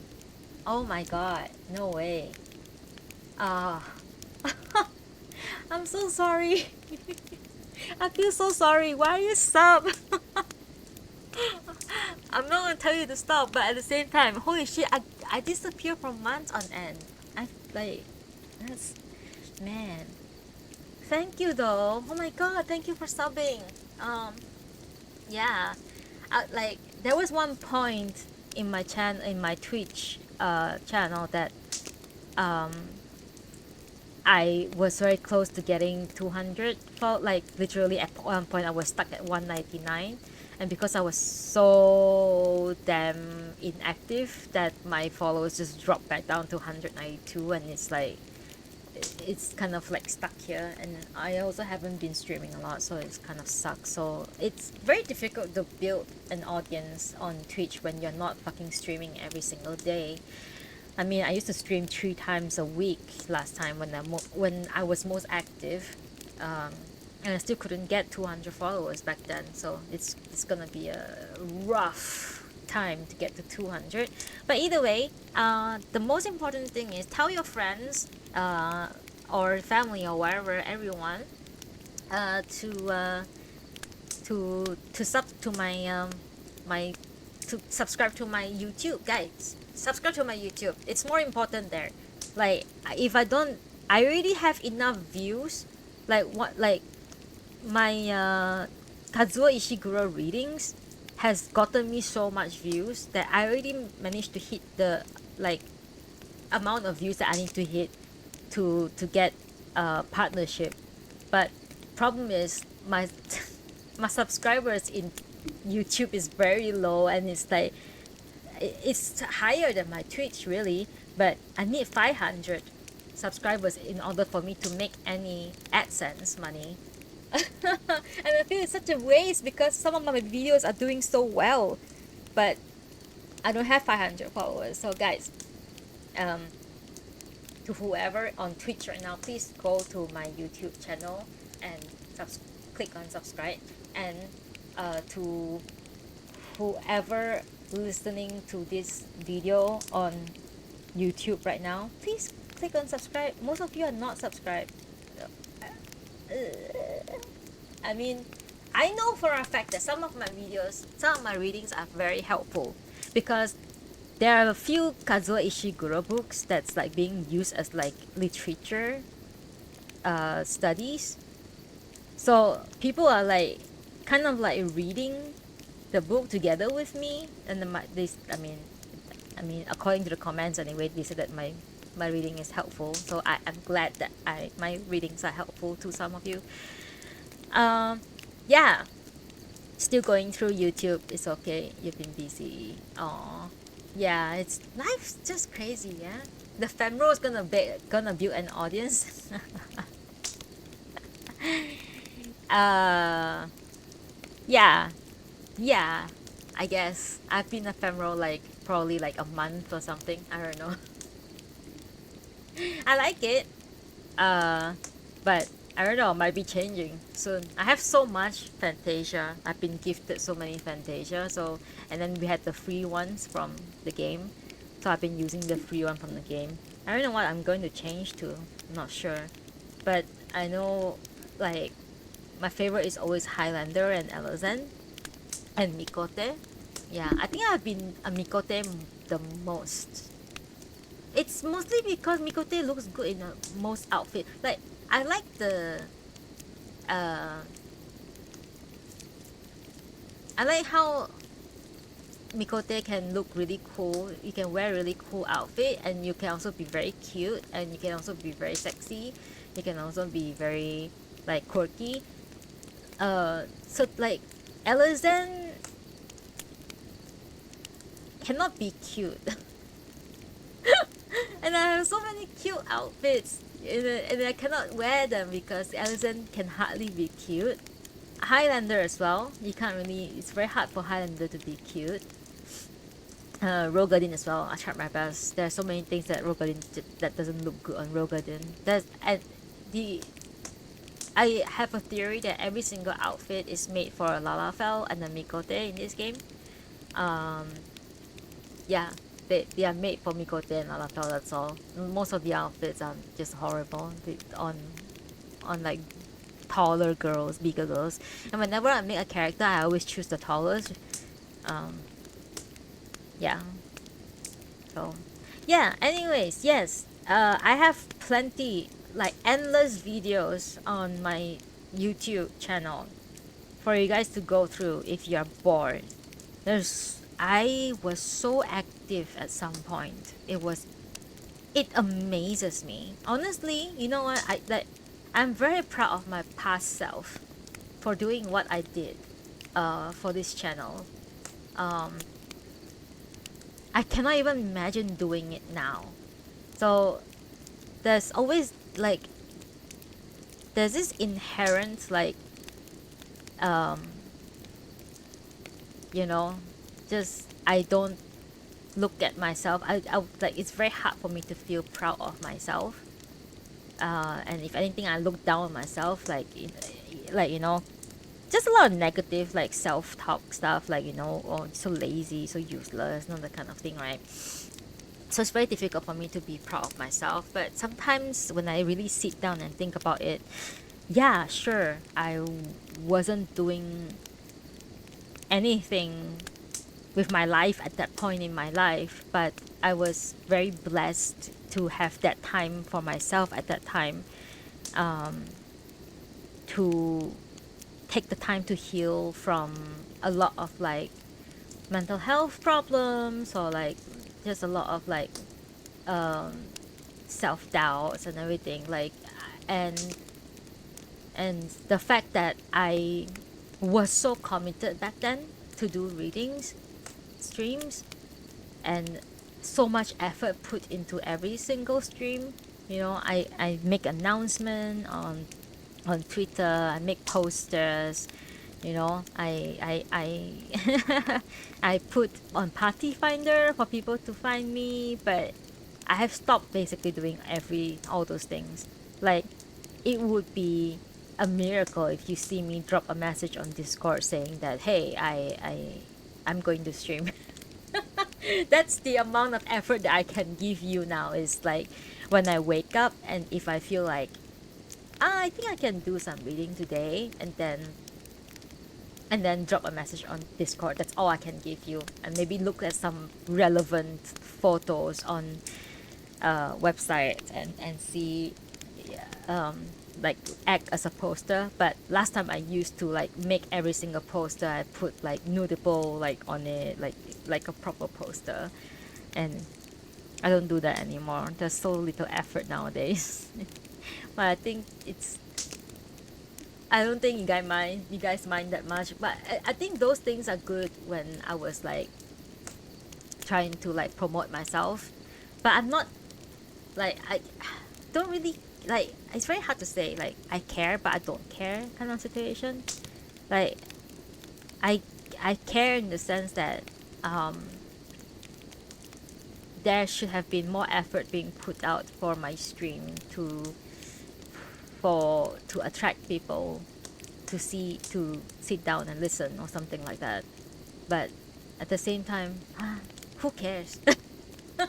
There's always these two things that's going off in my like kind of like ping pong in my head, you know, you know, people care but people don't care at the same time, you know. And it would be nice. It would be really nice if I can grow the channel, um, and like you know make some, you know, very very passive side income of it. but as of now, I don't have 500 subscribers on my YouTube, so it's a bit sad. But it's okay. Can't complain much. It, YouTube is growing. Unlike my Twitch is pretty much dead. Um, but I really appreciate Smoking About Marlboros for your sub. That was it's amazing. It's been 21 months. It's crazy. I'm, I feel bad. I genuinely feel bad that you guys like you are subbed and I just disappeared for like 2 months. And I don't even know. I can't even like nowadays I can't even promise anything anymore. The last time I saw Ando and I told Ando that hey I might drop in on the 1st of May to do a reading stream, and then when 1st of May come I'm just so tired. I'm just so tired. I think it's my I'm not gonna say what I'm doing, but I work on most weekends. It's a choice of my own. I decide to work on weekends. And most days I work 6 days a week. It's a desk bound job, so it's not like I'm out there, you know, pulling like doing like construction work or anything like that. It's a desk bound job, so it's not that bad, but it's also bound me to my desk like for a good like 8 hours a day, 8 9 hours a day, and 6 days a week sometimes. So it can be very draining mentally. Yeah, I I I want to say physically too, but it's only draining because you are locked at the desk and you don't move a lot, so it's quite bad for your like. By the end of the day, all I want to do is just lay down because my lower back hurts, my shoulder hurts because I'm hunched over the whole day, and it's yeah, it's tough. But I'm not going to say my life is worse than other people. There are worse people, like literally there's a war going on and people are dying. So I'm not going to say that I'm having a worse time than anyone else, but it's just that I wish now that I have experienced the wealth of time, because from the year 2000 to the year 2005, sorry, year 2020, sorry, my god, my brain just went the year 2000. Anyway, um, from the year 2020 to 2025, for a good 4 years plus, I was working from home. It was not a very stable job, but I was working from home until I was made redundant, right? So I'm very, very, very proud of my time when I was working from home and I had the time to do all the reading sessions that I did.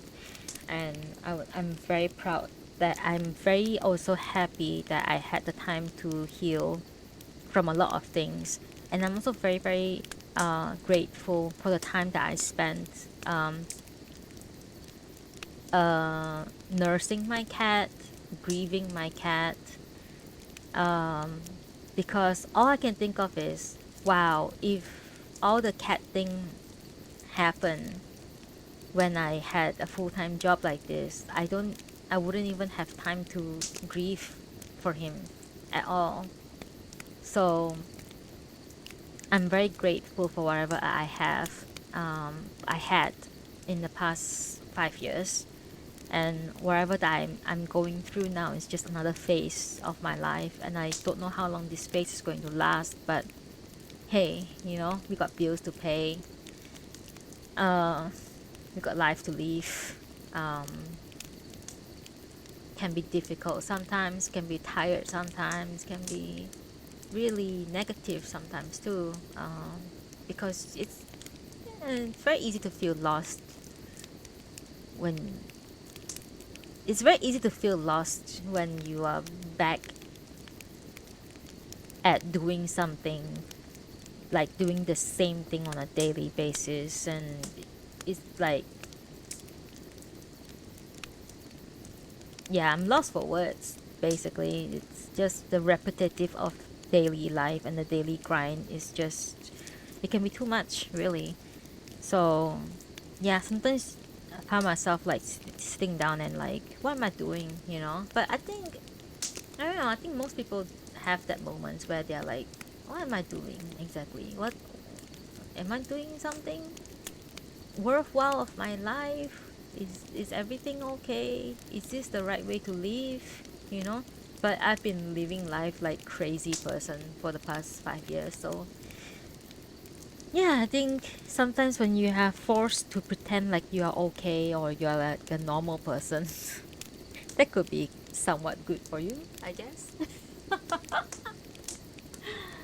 Ayo, I don't know. Anyways, um, it's 5 my time. I'm gonna take a break. I'm gonna lay in bed for a bit. And I'm gonna doom scroll. And until next time, I hope you guys are taking care of yourself, taking good care of yourself, keep healthy, eat really good food, uh, and just have fun. Be Try to always look for the silver linings in life, and yeah, even when you know, even when the night is dark and cold, there's still light from the moon sometimes, right? So yeah, we'll be okay. I think we'll be okay. I think we'll be okay. Yeah. Anyways, I'm gonna go take a rest. Thank you so much, so much for hanging out with me today. Thank you so much for listening to me read.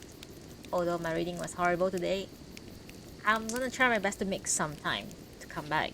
Um, and we're gonna read more Kazuo Ishiguro. We're gonna read more Natsume Soseki. I have exactly 2 books. One from Soseki, one from Kazuo Ishiguro. We're gonna read through it. They are really long, really long books. They are big books. Okay? But we're gonna read through it together. Okay? Until then, take care of yourself. I love all of you. If you haven't subscribed to my YouTube, it's time to click subscribe. Hear from you again in a few months? Yes, basically. Yeah, I'm not going to promise anything anymore because I can't. I cannot afford to promise anything. But thank you for your scrub, Smoking Marlboros. It's fucking great. I love it. Whoever who can afford to sub to inactive Twitch streamer, now it's time. Anyway, yes, subscribe to my YouTube channel, Ariana Nuna. Um, it's all, the links are all everywhere on my Twitch, and yeah, it's everywhere. It's on my Discord as well. If you haven't followed me on, I mean, if you haven't joined my Discord, it's a very dead Discord, just like me, just as dead as I am. It's a very dead Discord. You can join in Discord. I will announce when I go live. I don't use Twitter anymore or X. I'm probably gonna privatize that. Um, um, the only place that I'm going to announce when I'm going to stream is on Discord. And also on Discord, I've made like playlist links. I've made a lot of links to playlists where you can just click on the link and just start like put my video up for like a background sound while you're studying, while you're reading, or while you are working. That's the whole point of my videos, the whole point of my streams. I'm supposed to be your background sound.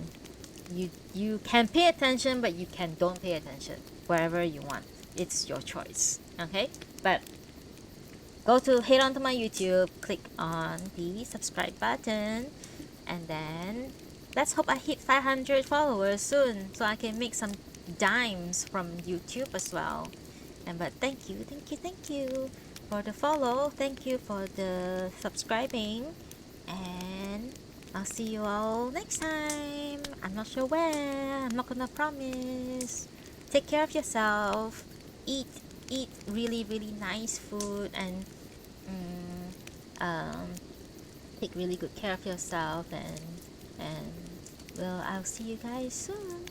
Okay, I want to say soon. See you guys whenever I am back. Okay.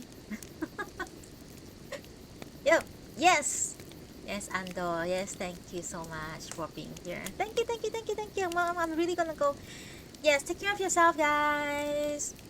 Yep, I'll see you guys next time or in game if you're in game.